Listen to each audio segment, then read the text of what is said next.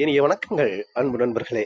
மீண்டும் ஒரு புத்தம் புதிய நன்னாள் இறைமையின் வரமாக நமது தளத்தின் முதல் படிநிலையாக நேர்மறை சிந்தனைகளை நம்மிடையே விதைக்க இணைகின்றார் அன்பு தோழர் கற்பகவள்ளி அவர்கள்.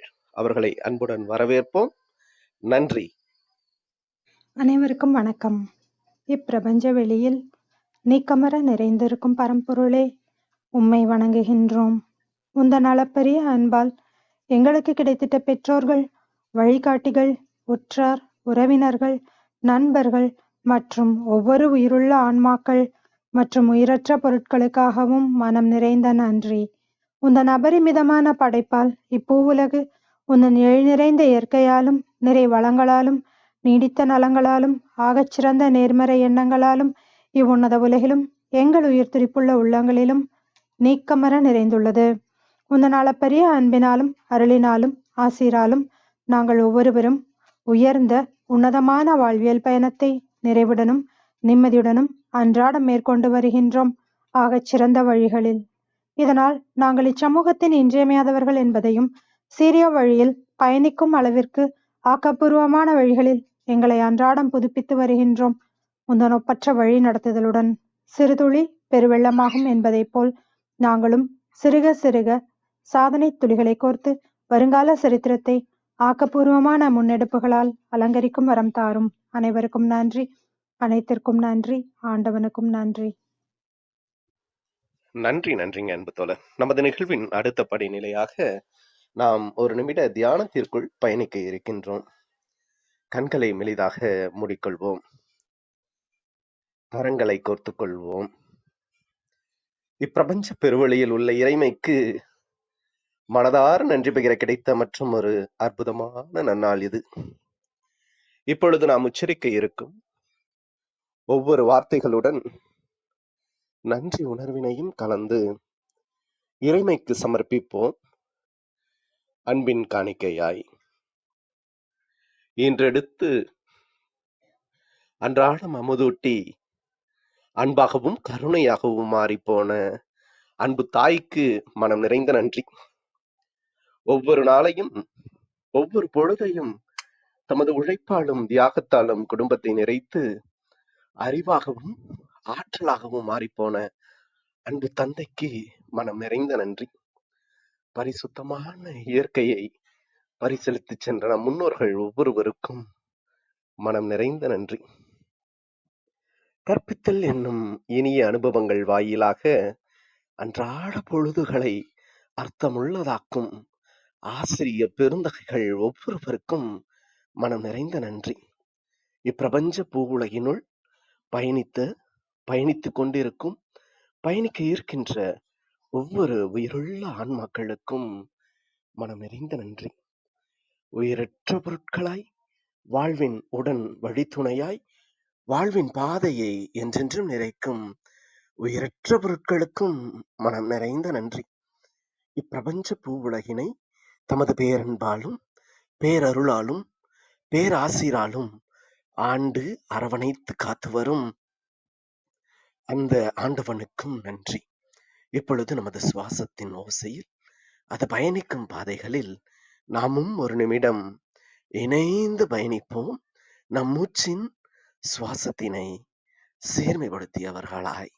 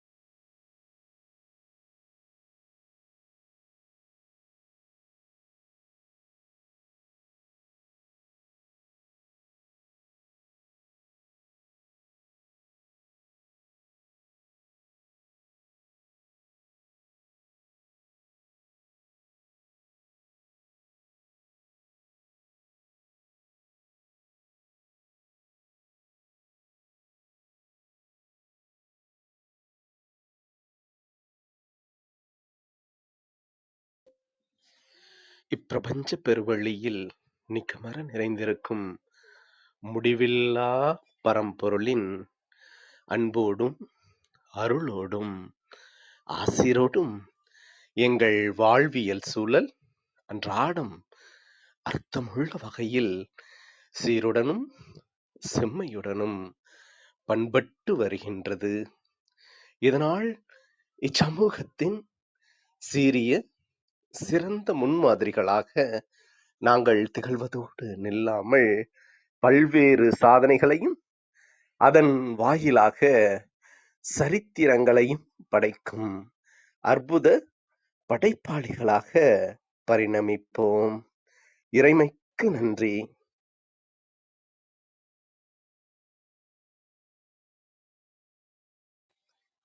இனிய வணக்கங்கள் அன்பு நண்பர்களே. மீண்டும் ஒரு புத்தம் புதிய நன்னாள் இறைமையின் வரமாக நமது தளத்தின் 585வது நாள் நிகழ்விற்கு உங்கள் ஒவ்வொருவரையும் அன்புடன் வரவேற்பதில் பெருமகிழ்வு கொள்கின்றோம். நாங்கள் இந்த நாள் உங்களுக்கு ஆக சிறந்த நன்னாளாக அமைந்திடவும், நீங்கள் அடியெடுத்து வைக்கும் ஒவ்வொரு முயற்சிகளும் உங்களுக்கு ஆக சிறந்த வெற்றிகளை பரிசளிக்கவும் அன்பின் வாழ்த்துக்களை பகிர்ந்து கொள்வதில் பெருமகிழ்வு கொள்கின்றோம். நாங்கள் அன்பிற்கினிய நண்பர்களே, இந்த வாரம் முழுக்க நாம் நற்பண்பு என்ற ஒரு அற்புதமான தொகுப்பின் கீழ் நமது சிந்தனைகளை செழுமைப்படுத்தி வருகின்றோம்.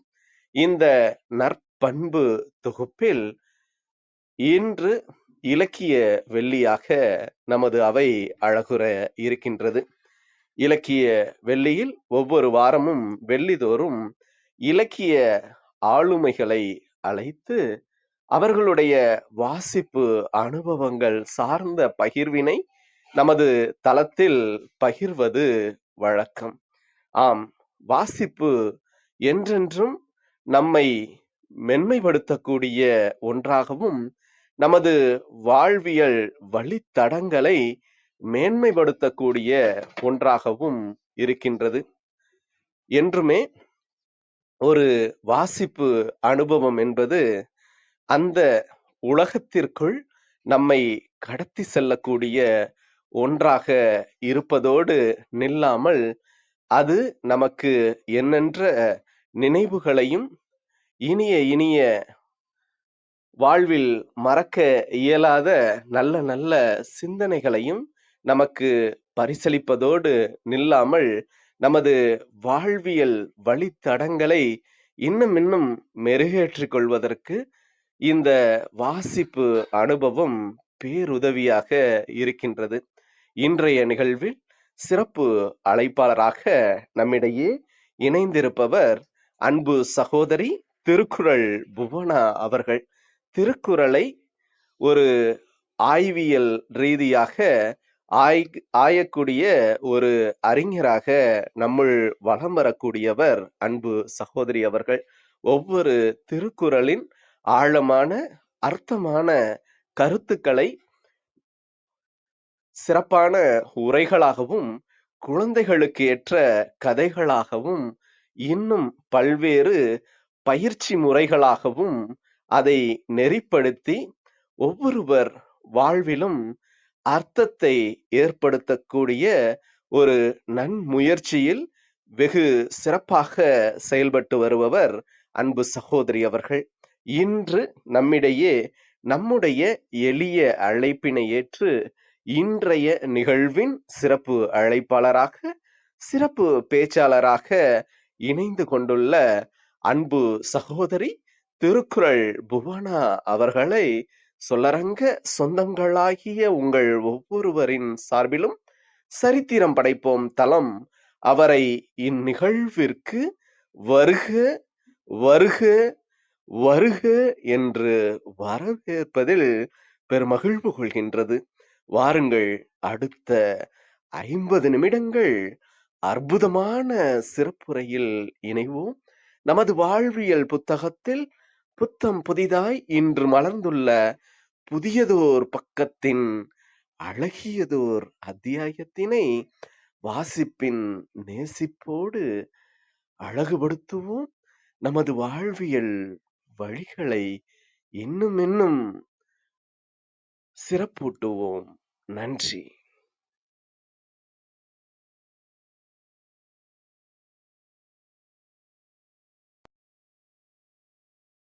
அனைவருக்கும் வணக்கம். என்னோட வாய்ஸ் கிளியரா இருக்குங்களா? மிக தெளிவாக இருக்குங்கம்மா. நன்றி. நன்றி. ஆம், ஆ முதல்ல வந்து சரித்திரம் படைப்போம். அந்த குழுவிற்கு என்னோட மனதார வாழ்த்துக்கள நான் சொல்லிக்கிறேன். ஏன் அப்டின்னா, உண்மையா ஆ இந்த குழு வந்து ஒரு பெரிய சரித்திரத்த படைச்சிட்டுருக்காங்க. எவ்வளவோ விஷயங்கள் வந்து இருக்கும் பொழுது, நல்ல தேர்ந்த ஸ்பீக்கர்ஸ், அ சிந்தனையாளர்கள், கவிஞர்கள் அவங்க எல்லாரையும் கூப்ட்டு இந்த பிளாட்ஃபார்ம்ல வந்து பிரிட்டோ அண்ணா வந்து ஹானர் பண்ணிட்டுருக்காங்க. அவங்க டீமும் ஹானர் பண்ணிட்டுருக்காங்க. அவங்களுக்கு வந்து என்னுடைய அ மனதார என்னோட நன்றிகளையும் அண்ட் ஆல்சோ என்னோட பாராட்டுக்களையும் நான் தெரிவிச்சுக்கிறேன். ஏன்னா, ஆ ஒவ்வொரு தடவ ஒரு சிந்தனை போடும் பொழுதும், ஒரு சிந்தனை நம்மளுக்கு வரும் பொழுதும், ஒரு விதை உருவாகுது. அந்த விதை என்ன வேணாலும் ஆகலாம். தோப்பா ஆகலாம், ஒரு மரமா ஆகலாம். ஆம், ஆ அந்த தோப்புலருந்து வரக்கூடிய மரத்துலருந்து ஆக்ஸிஜன் வரலாம். நெறைய பேத்துக்கு அது உயிர் குடுக்கும். இல்லைங்களா? ஸோ, அதனால அந்த ஒரு விதைகள உருவாக்கி, பல நல்ல விஷயங்கள் வந்து உலகம் பூரா பரவறதுக்கு, அண்ணாவும் அவங்களோட குழுவும் நெறைய விஷயங்கள் பண்ணிட்டுருக்காங்க. மென்மேலும், மென்மேலும் பல சாதனைகள, இன்னும் பல சரித்திரத்த இந்த பிளாட்ஃபார்ம் உருவாக்கணும் அப்படிங்கிறது என்னுடைய பிரார்த்தனைகள், என்னுடைய வாழ்த்துக்களும் அதேதான். ஸோ நன்றி. ஆ ஸோ வாசிப்பை நேசிப்போம். அ நான் பொதுவா நெறைய விஷயங்கள் வந்து குழந்தைங்களுக்காக பண்ணிட்டுருக்கேன் நானு. ஸோ இன்னைக்கும் வந்து நம்ம இந்த வாசிப்பை வந்து நம்ம குழந்தைங்க கிட்ட உருவாக்கணும் அப்டின்னா, என்ன நடக்குது அப்படிங்கிறத பத்தி இன்னைக்கு கொஞ்சம் நம்ம டீட்டெயிலா பார்க்க போறோம். இது நம்மளுக்குமே பொருந்தும். அ ஏன் நம்ம வந்து வாசிப்பை நேசிக்கணும்? ஃபர்ஸ்ட்டு ஒரு கொஸ்டின் வரும் நம்மளுக்கு. ஏன் வந்து நான் வாசிக்கணும்? எவ்வளவோ நல்ல பழக்கம் இருக்கே! நான் ஏன் ஃபர்ஸ்ட்டு வாசிக்கணும்? அப்படிங்கிற ஒரு கொஸ்டின் மார்க் நம்மளுக்கு வரும். அண்ட் என்னோட வாழ்க்கையில நான் வாசிப்பு எப்படி இருந்ததுன்ற நான் சொல்லப் போறேன். பொதுவா ஸ்கூல் டேஸு, காலேஜ் டேஸ்லலாம் பெரிய புக்ஸ் எல்லாம் படிக்கிற ஹேபிட் எனக்கு கிடையாது. அ இப்ப பொதுவாவே நான் இன்னைக்கு வந்து ஒரு ஸ்பீக்கர் ஆனதுக்கப்புறம், ஒரு காலேஜுக்கு போனதுக்கப்புறம் சொன்னதுண்டு. எப்பவுமே வந்து ஒரு ஸ்கூல்லயும், காலேஜ்லயும் வந்து லைப்ரரி தான் ஃப்ரீயா இருக்கும். கேன்டீன் வந்து எப்பவுமே ரொம்ப ரஷ்ஷா இருக்கும். பட் அது அப்படி இருக்கக்கூடாது. மாறி இருக்கணும் அப்படின்னு நான் சொல்லுவேன். எத்தன பேருக்கு அந்த வாசிக்கிற பழக்கம் இருக்குன்னு சொல்லி பார்த்தோம்னா, பெரிய கொஸ்டின் மார்க் தான். அந்த ஸ்கூல் வந்து பார்த்தோம் அப்படின்னா, ஸ்கூலோ, காலேஜோ வந்து பார்த்தீங்க அப்படின்னா, லேக்ஸ் அண்ட் லேக்ஸா, குரோர்ஸ் அண்ட் குரோர்ஸா இன்வெஸ்ட் பண்ணி அந்த லைப்ரரிக்கு எல்லா விஷயங்களும் அவங்க செய்வாங்க. அப்ப நான் பொதுவா வந்து இந்த பசங்க கிட்ட நான் சொல்றது உண்டு.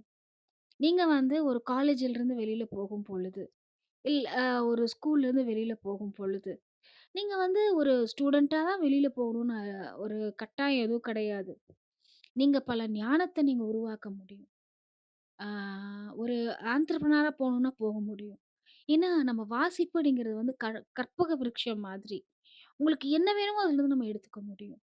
இல்லையா? இவ்வளவு பெரிய கற்பக விருட்சத்த வச்சுட்டு, நம்ம வாழ்க்கை வந்து இனிமேல தான் வெளியில போய் போராடணும் அப்படின்னு சொல்லி நம்ம நினைக்கிறது வந்து, ஆ ரொம்ப ஒரு தப்பான ஆட்டிட்யூட் அப்படின்னு நான் சொல்லிட்டே இருப்பேன். நான் எங்க போனாலும் வந்து நெறைய புக்ஸ் படிங்க அப்படின்னு சொல்லிட்டு இருப்பேன். உங்களுக்கு எதுல ரொம்ப ஆர்வம் அதிகமோ, அதுக்கான புக்ஸ் வந்து நீங்க படிங்க அப்படின்னு நான் சொல்லிட்டே இருப்பேன். ஸோ, ஏன் வந்து இது நற்பண்பு? ஏன் வாசிக்கிறது வந்து ரொம்ப முக்கியம்? ஆ இந்த கேள்வி தான் ஃபர்ஸ்ட்டு நான் கேட்டேன். பல ந ந பழைய நல்ல பண்புகள் இருக்கே. ஏன் அப்படி சொல்றோம் அப்படின்னா, ஏன்னா வாசிப்பு அப்படிங்கிறது தான் அஸ்திவாரம்.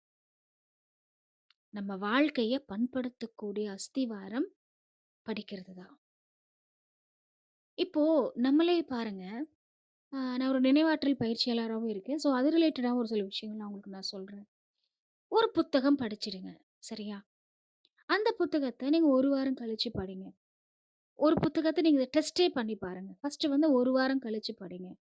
அதே புத்தகம் உங்களுக்கு வேற மாரி புரியும். இப்போ 1 மாசம் கழிச்சு படிச்சு பாருங்க.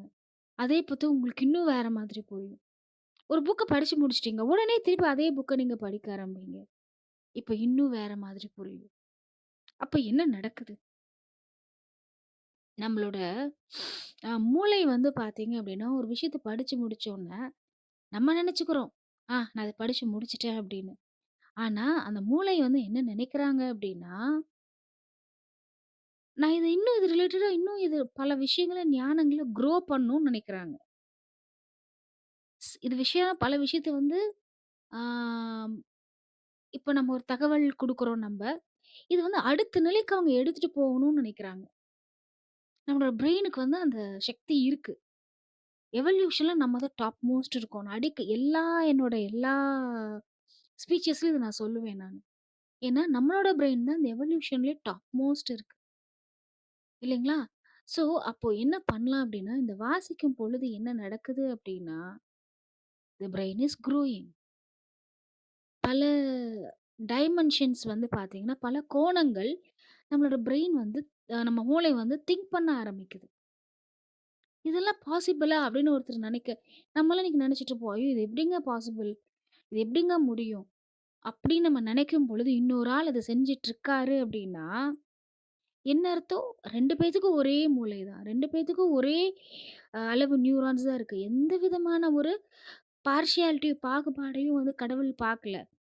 அப்படி இருக்கும் பொழுது, அந்த பிரெயின, அந்த மைண்ட நம்ம வந்து பண்படுத்தக்கூடிய கடமை ஒவ்வொருத்தருக்கும் இருக்கு. நம்மளோட மூளையையும், மனதையும் பண்படுத்தக்கூடிய அடிப்படை கடமையும் நம்மளுது தான். அதே மாரி நம்ம அடுத்த ஜெனரேஷனையும் வந்து அவங்களோட மூளையும், மனதையும் வந்து பண்படுத்தக்கூடிய கடமையும் நம்மளுக்கு ரொம்பவே இருக்கு. ஸோ, அதனால வாசிப்பு அப்படிங்கிறது நம்மளோட நின்னுடாம, அடுத்த ஜெனரேஷனுக்கு ஒவ்வொருத்தருக்கும் என்ன பண்ண முடியும் என்னால? அப்படிங்கிறதுக்கான ஒரு விஷயத்த நம்ம தேட ஆரம்பிக்கணும். ஸோ, இத நான் முன்னாடியே சொல்லிர்றேன். Ah I want to insist this. இது த்ரூ அவுட் தி செஷன் இத நான் வந்து இன்சிஸ்ட் பண்ணிட்டே இருக்கணும்னு நான் நெனைக்கிறேன்.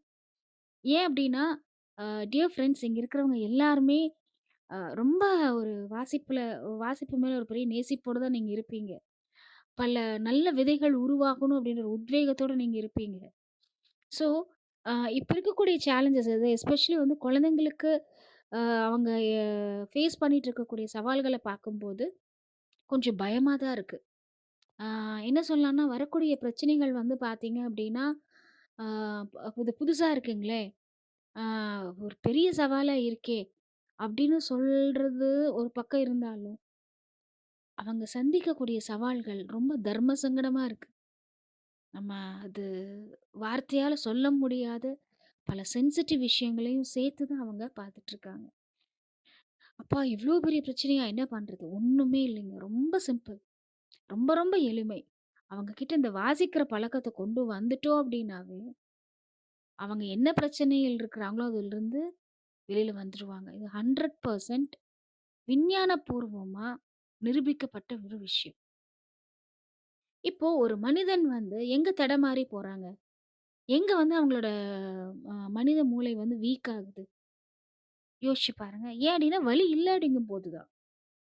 இப்போ உதாரணத்துக்கு, நெறைய வார்த்தைகளோட உண்மையான அர்த்தத்த நம்ம யாரும் புரிஞ்சுக்கிறது இல்ல பொதுவா.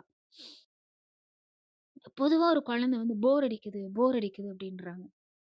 மெக்கானிக்கல் லைஃப் அப்டின்றாங்க. இது 2ம் வந்து பார்த்தீங்கன்னா, இப்ப இருக்கிற வாழ்க்கையில வந்து பார்த்தீங்கன்னா, இது 2ம் வந்து எப்பவுமே நம்ம சொல்லிட்டு இருக்கோம். மெக்கானிக்கலா போயிடுச்சுங்க வாழ்க்கை.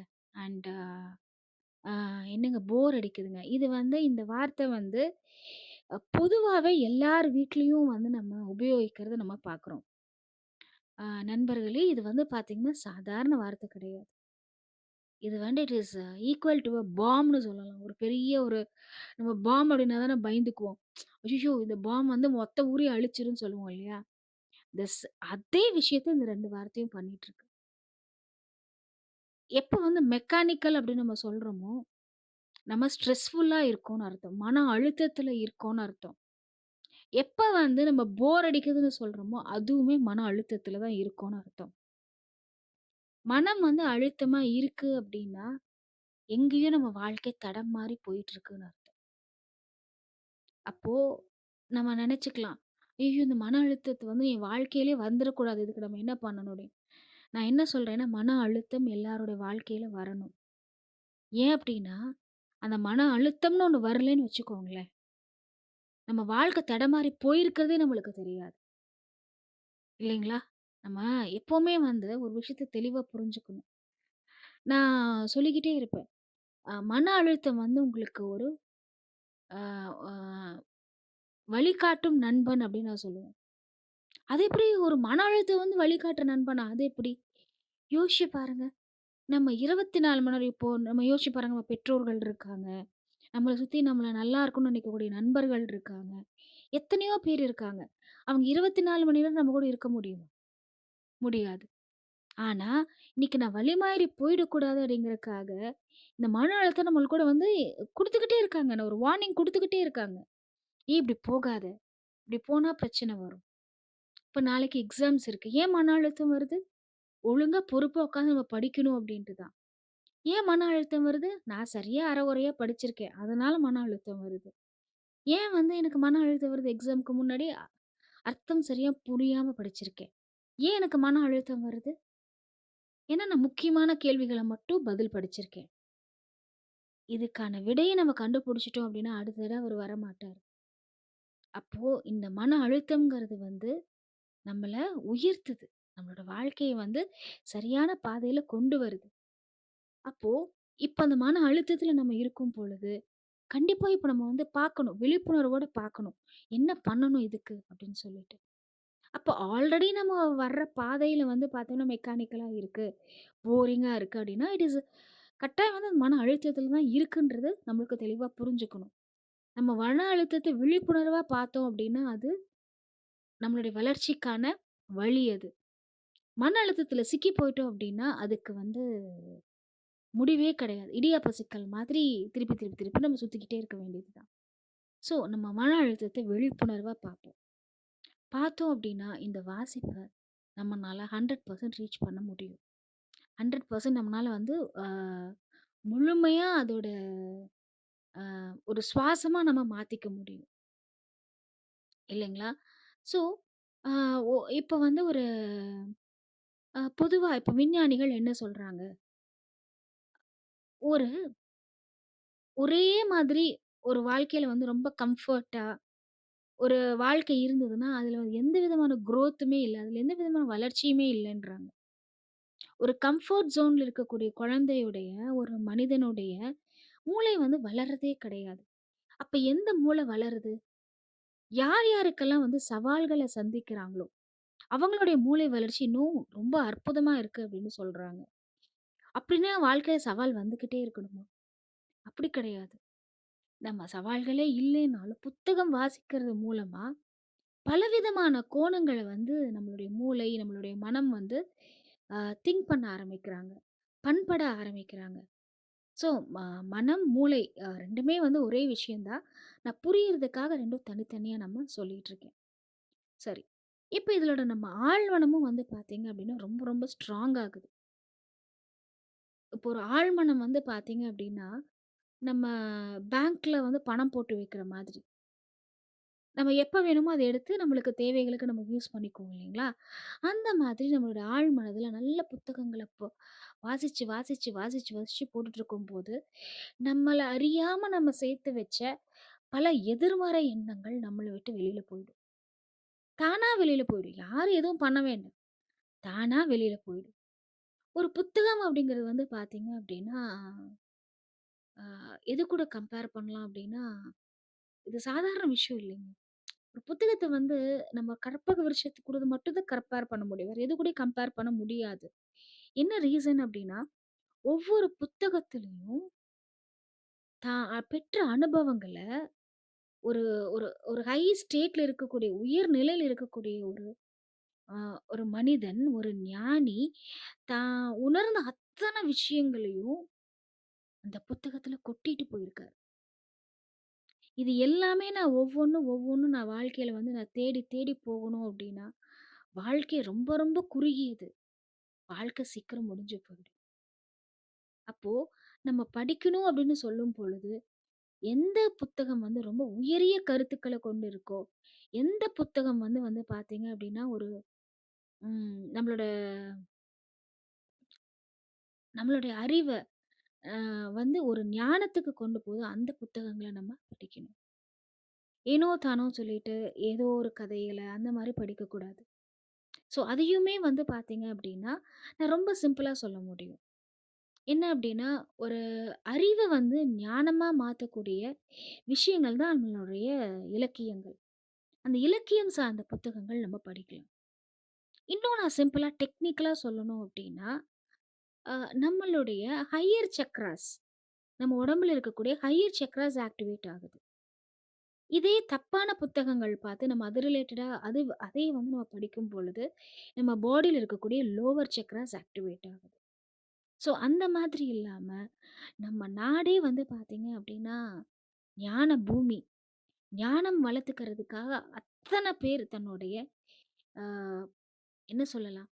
தன்னோட ஞானத்த அப்படியே குடுத்துட்டு போயிருக்காங்க. அந்த புத்தகங்கள் நம்ம படிக்கலாம். அவங்களோட ஞானம் எங்கேயுமே போல. அந்த மனிதர் வந்து போயிருக்கலாம். அவங்களோட பிசிக்கல் பிரசன்ஸ் மட்டும் தான் இப்ப இல்ல. பட் அவங்களோட ஞானம் புத்தக வடிவிலா, சக்தி ரூபத்துல இன்னுமே இந்த உலகத்துல இருக்கு. ஸோ, இதுல வந்து நம்ம ரொம்ப ரொம்ப பெருமைப்பட்டுக்கணும். இன்னைக்கு நம்ம பார்க்குறோம் ஒரு விஞ்ஞானிகள் வந்து பார்த்தோம் அப்படின்னா, ஆ நம்ம நாட்ல இருக்கக்கூடிய பல புத்தகங்கள அவங்க வச்சுட்டுருந்தாங்க. அவங்களுடைய ரூம்ஸ்ல வச்சுட்டுருந்தாங்க அப்படிங்கிறத நம்ம பார்க்குறோம். ஸோ, இப்போ குழந்தைங்க வந்து ஜென்ரலா நான் படிக்கிறேன் அப்படின்னு சொன்னாங்கன்னா, என்ன படிக்கிறேன்? கொஞ்சம் ஆ வெஸ்டர்ன் சைடு இருக்கக்கூடிய புக்ஸ் எல்லாம் படிக்கிறேன் அப்படிங்கிற மாதிரி ஸ்கூல்ஸ்லலாம் சொல்லுவாங்க. நான் என்ன சொல்லுவேன் அப்படின்னா, "ஏன் அங்க போறீங்க?" ஐ அம் நாட் டெல்லிங் அது அதில தப்புன்னு நான் சொல்லல. நான் முதல்ல சொன்னது தான். வாழ்க்கை வந்து ரொம்ப சின்னது. அதில வந்து சரியான புத்தகங்கள் வந்து முதல்லயே நம்ம படிச்சிரணும். அதுக்கப்புறம் இந்த புத்தகங்கள் வந்து செகண்டரியா நம்ம வச்சுக்கலாம் அப்படிங்கிறது தான் என்னோட தாட். அப்ப ஏன் நீங்க திருக்குறள படிக்க மாட்டேங்கிறீங்க? திருக்குறள படிங்க அப்படின்னு சொல்லி நான் நெறைய இடத்துல நான் சொல்றது உண்டு. அப்போ குழந்தைங்க வந்து பெரிய இன்ட்ரெஸ்ட் காட்டல. அப்பதான் நான் என்ன பண்ணேன் அப்படின்னா, சரி திருக்குறள் வந்து கதைகளா சொல்ல ஆரம்பிப்போம் அப்படின்னு சொல்லி சொன்னேன். அதுக்கப்புறம் இப்ப நெறைய பேரண்ட்ஸ் என்கிட்ட சொல்றது என்ன அப்படின்னா, ஆ திருவள்ளுவர் பொம்மை வந்து கட்டாயம் வீட்ல இருக்கணும்னு சொல்லிட்டு நெறைய குழந்தைங்க கேட்குறாங்க. அப்படின்னு சொல்லி சொல்றாங்க. அண்ட் ஆல்சோ ரொம்ப சந்தோஷமா இருக்கு எனக்கு இதெல்லாம் கேட்கும் பொழுது. திருக்குறள் புத்தகத்த படிக்க ஆரம்பிக்கிறாங்க. திருக்குறள படிக்க ஆரம்பிக்கிறாங்க அப்படின்னு சொல்லும்போது ரொம்ப சந்தோஷமா இருக்கு. ஏன் நான் திருக்குறள் வந்து இந்த இடத்துல நான் சொல்றேன் அப்படின்னா, நம்மளோட அறிவ வந்து ஒரு ஞானமாக மாற்றக்கூடிய ஒரு அற்புத சக்தி தான் வந்து திருக்குறள். இப்போ ஒரு ஒரு காடு இருந்தது. ஓகேங்களா? அந்த காட்டுல வந்து பார்த்தீங்கன்னா, நெறைய மரங்கள் இருந்தது. அதுல ரொம்ப ரொம்ப ஞானமான ஒரு மரமும் இருந்தது. அங்க பக்கத்துல இருக்கிற அரசர் வந்து பார்த்தீங்கன்னா, அந்த காட்டுக்கு வந்து மரங்கள எடுத்துட்டு போற ஒரு பழக்கம் இருந்தது. அப்படி வரும்பொழுது முதல்ல அவங்க கிட்ட வந்து அனுமதி கேட்பாங்க. மரமே, மரமே நான் உன்னை வெட்டிக்கிறேன். இங்க வந்து நம்ம ஒரு கோயில் பண்றோம். அந்த கோயிலுக்கு ஆ சில நிலைவாசல் அதெல்லாம் செய்றதுக்காக உன்ன நாங்க எடுத்துக்கிறோம் அப்படி சொல்லி அனுமதி கேட்கறது உண்டு. அப்படி வந்து என்ன ஆகுது அப்படின்னு சொன்னோம் அப்படின்னா, ஒரு பெரிய மரம் இருக்கு. ரொம்ப ஸ்ட்ராங்கான மரமும் கூட அது. ஸோ அந்த மரத்துக்கிட்ட வந்து கேட்குறாங்க. "நீ வந்து குடுக்குறியா?" கோயில் கட்டுற இல்ல. நான் கோயிலுக்கெல்லாம் நான் என் மரத்த நான் குடுக்க மாட்டேன். என்னோட கட்டைகள நான் குடுக்க மாட்டேன் அப்டின்றாங்க. அப்போ இத வந்து இந்த தகவல் வந்து அரசருக்கு போகுது. அந்த மரம் வந்து நான் கோயில் கட்டுறேன் அப்டிங்கிறேன், அரண்மனை கட்டுறேங்கிற எதுக்குமே நான் தரமாட்டேன்னு அனுமதி குடுக்க மாட்டேன்றாங்க. எவ்வளவு நாளைக்கு அந்த மரத்த வந்து நம்ம வந்து அப்படியே விட்டு வைக்கிறது? அ அப்டின்னு சொல்லிட்டு ஒரு கேள்வியா போகுது. நானே வர்றேன் அப்படின்னு சொல்லிட்டு என்ன பண்றாரு அப்படின்னா, அரசர் வந்து தன்னோட குருவையும் கூட்டிட்டு அங்க போறாரு. போன உடனே அந்த குரு வந்து கேட்கிறாரு, அரசரும் கேட்கிறாரு. இங்க இருக்கிற மரத்தெல்லாம் நம்ம வெட்டுறோம். வெட்டிட்டு நாங்க சும்மா இருக்கிறது இல்ல. உங்கள மாரி இன்னும் பல மரக்கன்றுகள நம்ம நடறோம். அதனால நீ ஏன் வந்து வரமாட்டேங்கிற? நாங்க ஒரு கோயில் கட்டுறோம், அரண்மனை கட்டுறோம். அதுக்கு தானே உன்னுடைய கட்டைகளெல்லாம் நாங்க உபயோகிச்சுக்க போறோம். அப்படின்னு சொல்லிட்டு அவங்க கேட்குறாங்க. கேட்ட உடனே மரத்துக்கு வந்து குருவ பார்க்குறாங்க. அட குரு வந்திருக்காரு. இவர்கிட்ட என்னோட ஆசைய சொல்லுவோம் அப்படின்னு சொல்லிட்டு, "குருவே, குருவே எனக்கு ஒரு ஆசை இருக்கு குருவே" அப்படின்னு. குரு சொல்றாரு, "என்னம்மா உனக்கு ஆசை?" அப்படின்னு. நான் எப்படி இருந்தாலும் ஒரு நாள் பிறந்தோம் அப்படின்னா, ஒரு நாள் ஒரு முடிவு இருக்குதுங்கிறது எனக்கு ரொம்ப தெளிவா தெரியும். அந்த முடிவு ஒரு நல்ல ஒரு விஷயத்துக்காக இருக்கணுங்கிறதுக்காக தான் வந்து, நான் வந்து இத்தன நாளும் தள்ளி போட்டுட்டு வந்தேன். என்னோட இறப்ப வந்து நான் தள்ளி போட்டுட்டு வந்தேன். நான் எப்பவுமே கொடுக்கறக்கு என்னோட கட்டைகள, என்னோட உயிரையே குடுக்கறக்கு நான் சித்தமா தான் இருக்கேன். ஆனா நான் எதுக்காக என் உயிர குடுக்கட்டும்? எதுக்காக என் கட்டைகள குடுக்கட்டும்? எனக்கு ரொம்ப ஆசை. இப்ப நான் என் உயிர குடுத்தேன் அப்டின்னா, அ என்னோட அ இந்த நான் உயிர் குடுக்குற இந்த விஷயம் வந்து பார்த்தீங்கன்னா, உலகம் பூரா அது நல்லது செய்யணும். அந்த உயிர் குடுக்குற ஒரு விஷயம் உலகம் பூரா நல்லது செய்யணும். அதுதான் என்னோட ஆசை. இப்ப நான் கோயில் கட்டணும் அப்டின்னா வருவாங்க. இந்த ஊர் மக்கள், பக்கத்து ஊர் மக்கள்லாம் வருவாங்க, கும்பிடுவாங்க. அது சந்தோஷம் தான், இல்லைன்னு நான் சொல்லல. அரண்மனை கட்டுனேன், என்னோட கட்டைகள உபயோகிச்சு நீங்க அரண்மனை கட்டுனீங்க அப்டின்னா, உங்களோட அரசரோட பெருமையா நான் மாறுவேன். பட் எனக்கு அது கிடையாது. இந்த உலகத்துல இருக்கக்கூடிய அத்தன பேருக்கும் இத வந்து நான் என்னோட ஆ நன்மைய நான் கொண்டு போய் சேர்க்கணும்னு ஆசைப்படுறேன் குருவே. இது வந்து சாத்தியமா? அப்படின்னு அந்த மரம் கேட்டுச்சு. கேட்டோனே குருவுக்கு ரொம்ப ஆச்சரியம். ஆஹா! ஒரு மரம் இவ்வளவு தூரம் யோசிக்குதா? தன்னுடைய தன்னோட உயிர வந்து பார்த்தீங்கன்னா, மொத்த உலகத்துக்கு குடுக்கணும்னு நெனைக்கிறேன். மொத்த உலகமும் அதுல பயனடையணும்னு நெனைக்கிறாங்களே! என்ன பண்ணலாம்? அப்படின்னு சொல்லிட்டு அந்த குரு யோசிக்கிறார். இது ஒரு கற்பனை கதை தான். குரு யோசிச்சோனே, சரி நான் உனக்கு வந்து நாளைக்கு உனக்கு பதில் சொல்றேன்னு சொல்லி வந்துடுறாரு. வந்ததுக்கு அப்புறம் என்ன பண்றாரு அப்படின்னா, உட்காந்து தியானம் பண்றாரு. தியானம் பண்ணிட்டு ஒரு 2 நாள் கழிச்சு திருப்பி போறாரு. மரம் ஆவலா நின்னுட்டு இருக்காங்க. இப்படி வந்து என்ன சொல்ல போறாரு குரு? நம்மளுக்கு என்ன சொல்ல போறாரு? நான் இந்த உலகம் பூரா நான் இப்போ வந்து நான் இன்னைக்கு நான் வந்து என்னோட உயிர விடப் போறேன். இந்த உலகம் பூரா நான் நன்மை செய்ய போறேன். குரு அதுக்கு வழிகாட்ட போறாரு அப்படின்னு, அ அவ்வளவு ஆனந்தமா அந்த மரம் காத்துக்கிட்டு இருக்கு. அப்ப அந்த குரு வந்து அங்க வர்றாரு. "மரமே உன்கிட்ட இருந்து நான் ஒரு புதுசா ஒரு ஒரு விஷயத்த உருவாக்க போறேன்" அப்படின்றாரு. "என்ன?" அப்படி சொல்லி அந்த மரம் கேட்குது. "உன் மூலமா காகிதங்கள உருவாக்க போறேன்" அப்படின்னு. அந்த மரத்துக்கு காகிதம்னா என்னன்னு தெரியாது. இருந்தாலும், "குருவே நீங்க எனக்கு வழிகாட்டுனீங்கன்னா, சரியான இதா தான் இருக்கும். நீங்க என்ன வேணாலும் என்ன பண்ணிக்கோங்க. காகிதமா பண்ணி என்ன பண்ண போறீங்கன்னு மட்டும் சொல்லுங்க. ஏன்னா நான் உயிர் விடும் பொழுது, ஆ நான் உயிர் விடும் பொழுது எதுக்காக உயிர் விடுறேங்கிறத எனக்கு தெரிஞ்சதுன்னா, நான் ஆனந்தமா உயிர் விடுவேன்." அப்படின்னு சொல்றாங்க. "நான் உன்கிட்ட இருந்து காகிதங்கள் உருவாக்க போறேன். அந்த காகிதத்துல என்ன மாரி பல குருமார்கள், என்ன மாரி பல ஞானிகள் உருவாக்குன விஷயங்கள வந்து அச்சிட போறேன். அதுக்கான வழி எல்லாமே வந்து நேத்து எனக்கு ஞானத்துல உதயமாச்சு. இப்ப பாரு இந்த புத்தகங்கள் எப்பவுமே இருக்கும். இது மொத்த உலகத்துக்கும் எப் வழி காட்டிக்கிட்டே இருக்கும். உன்னுடைய ஆ தட் இஸ் உன்னோட உயிர், உன்னோட உயிரிழப்பு இந்த மொத்த உலகத்தையும் என்ன பண்ணும்? ஒரு ஞான பாதைக்கு எடுத்துட்டு போகும்ன்னு சொன்னோனே, மரம் சொல்லுது, "நான் என் உயிர குடுக்கறக்கு இப்பவே சித்தமா இருக்கேன். சீக்கிரமா என்னல வந்து நீங்க காகிதத்த உருவாக்கி, இந்த ஞானத்த எல்லாத்துக்கும் கொண்டு போங்க" அப்படின்னு சொல்லுச்சு. எவ்வளோ ஒரு அற்புதமான ஒரு கதை. ஆ இந்த நம்மளோட சரித்திரம் படைப்போம். அதுக்காக வந்து நான் ஒரு கதை எழுதணும்னு சொல்லிட்டு, நேத்து நைட் உட்காந்து அந்த கதைய எழுதினேன். உண்மையா எழுதி முடிக்கும்போது எனக்கே ஒரு பெரிய திருப்தியா இருந்தது. ஒரு மரம் தன்னோட வாழ்க்கைய, தன்னோட உயிர வந்து இந்த மொத்த பிரபஞ்சமுமே வந்து சந்தோஷம் அடையணுங்கிறதுக்காக, ஞானம் அடையணும் அப்படிங்கிறதுக்காக குடுக்குறக்கு சித்தமா இருக்கு. நம்மளோட நோக்கம் தான்.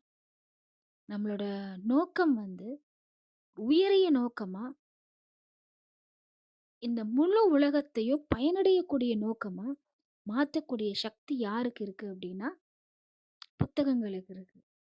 அந்த புத்தகங்கள நம்ம வாசிக்கணும். நேசிச்சு வாசிக்கணும். ஏனோ தானோன்னு வாசிக்கக் கூடாது. இன்னைக்கு ஸ்டூடண்ட்ஸ் எல்லாருமே வந்து ஏனோ தானோன்னு வாசிக்கிறாங்க. அத நேசிச்சு வாசிக்கணும். அதுக்கான விழிப்புணர்வு அந்த குழந்தைங்களுக்கு குடுக்கணும்.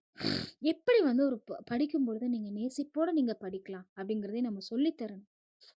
ஏன் அப்படின்னா, இன்னைக்கு அ அ சில விஷயங்கள் கொஞ்சம் ஃப்ராங்கா பேசணும்னு நெனைக்கிறேன். இப்போ வந்து புயல் வந்திருக்கு.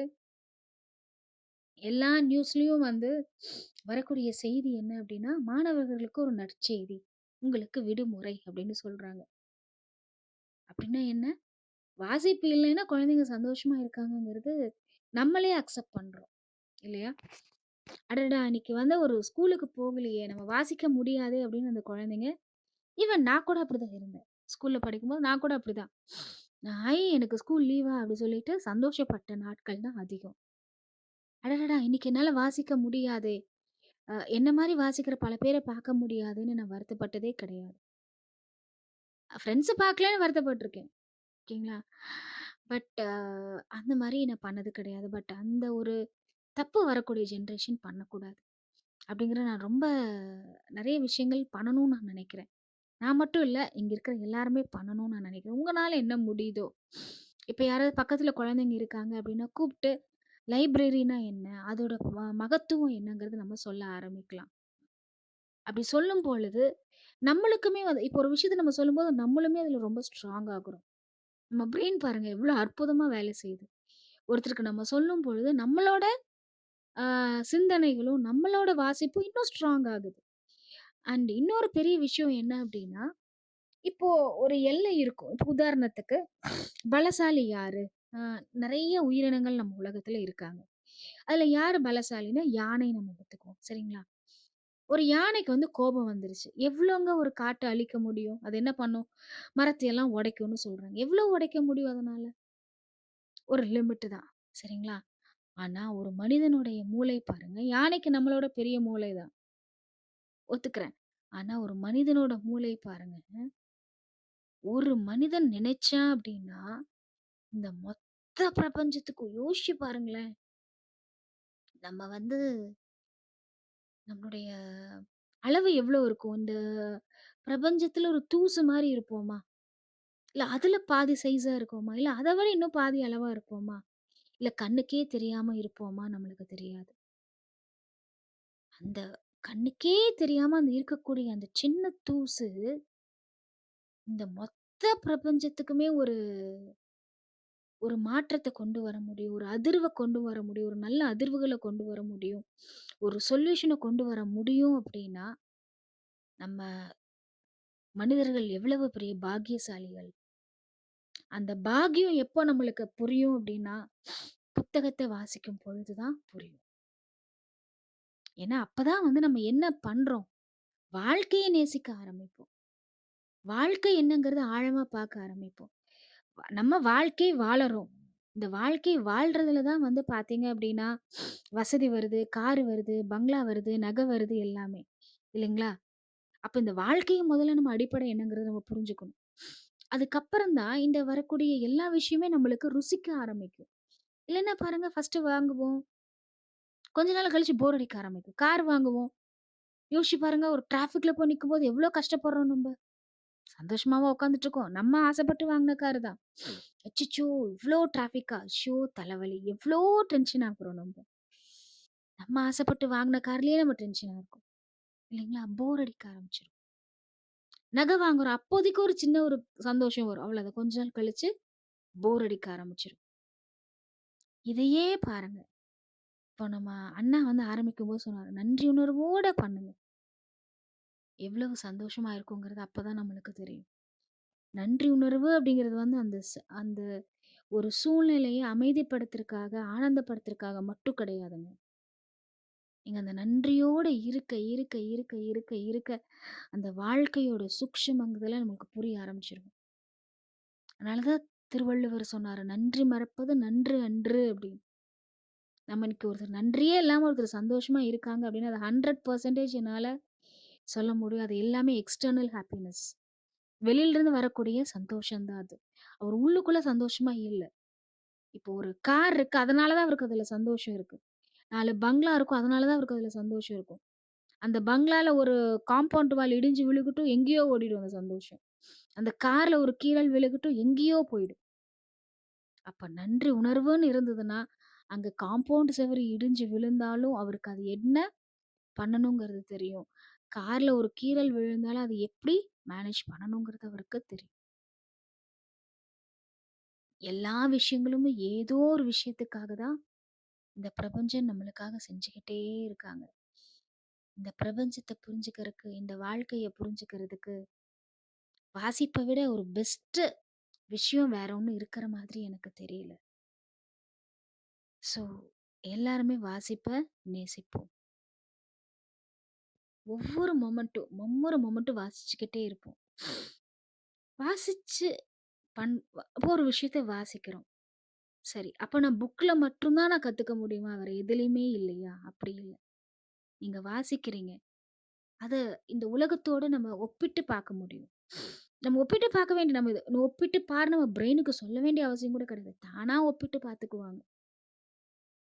இப்போ இந்த உலகத்துல இருக்கக்கூடிய எல்லா விஷயத்தையும் வந்து விழிப்புணர்வா கவனிக்க ஆரம்பிக்கணும். ரொம்ப விழிப்புணர்வா கவனிக்க ஆரம்பிக்கணும். அப்படி கவனிக்க ஆரம்பிக்கும் போது தான், நாம படிச்ச நம்ம நம்ம வாசிச்ச விஷயங்கள் ஒரு ஞானமா மாற ஆரம்பிக்கும். ரொம்ப அற்புதமான ஒரு ஞானமா மாற ஆரம்பிக்கும். நம்ம வாசிக்கிறது நீங்க என்ன வாசிச்சீங்கன்னு கேட்டா நம்ம சொல்லிட முடியும். இப்ப அந்த ஞானம் நம்மகிட்ட இருக்கு பார்த்தீங்களா? அது அவ்ளோ சீக்கிரம் வார்த்தையா கன்வெர்ட் பண்ண முடியாது. இந்த வாசிப்பு எதுக்காக அங்க வந்திருக்கு அப்டின்னா, இப்ப நல்லா நம்ம யோசிச்சு பாருங்க. இந்த நம்ம வந்து வாழ்க்கையில நம்ம ரொம்ப ஒரு அற்புதமான தருணம் என்ன அப்டின்னு நம்ம யோசிச்சு பாருங்க. நம்ம வார்த்தைகள தேடுவோம். வார்த்தையே வராது. கண்ல வெறும் ஆனந்த கண்ணீர் மட்டும் தான் இருக்கு. இல்லையா? இவ்வளவு வார்த்தைகள், இவ்வளவு புத்தகங்கள், இவ்வளவு ஞானம் எதுக்காக நம்ம உருவாக்குறோங்க அப்டின்னா, நம்ம எல்லாருமே இந்த வார்த்தைகளற்ற நிலைக்கு போகணும் அப்டிங்கிறதுக்காக தான். அது என்னன்னு கேட்டோம் அப்டின்னா, சொல்ல தெரியாதுங்க. இந்த புக்கெல்லாம் படிச்சதுக்கு அப்புறம் உங்களுக்கு என்ன ஆச்சு? திருக்குறள் நீங்க படிச்சதுக்கு அப்புறம் என்ன ஆச்சு? திருக்குறள் கதைகளா பண்றீங்களே நீங்க என்ன ஆச்சு? நான் சந்தோஷம் ஆகுறேன். சந்தோஷம் என்ன? ஆனந்தம் என்ன? சொல்ல முடியாது. அந்த வார்த்தைகளற்ற அந்த நம்ம உணர்ச்சிகள் ரொம்ப ஒரு உச்சத்துல இருக்கக்கூடிய அந்த நிலைக்கு வாசிப்பு மட்டுமே அது கொண்டு போக முடியும். வேற யாராலயும் கொண்டு போக முடியாது. ஒரு மனிதன் ஒரு 70, 80 ஆண்டு காலம், ஒரு 100 வருஷம் வாழ்றாங்க அப்டின்னா, அந்த பிரெயினோடைய சக்திய கீழ போகாம பார்த்துக்கணும். பிரெயினும், மனமும் சக்தி கீழ போயிடுச்சு அப்டின்னாவே, வாழ்க்கையும் கீழ போயிடும். அவ்வளதான் ரொம்ப சிம்பிள். அப்ப அந்த பிரெயினோட சக்தியும், மனதோட சக்தியும் வந்து எப்பவுமே வந்து அடுத்தடுத்த நிலைக்கு நம்ம எடுத்துட்டு போயிட்டே இருக்கணும்.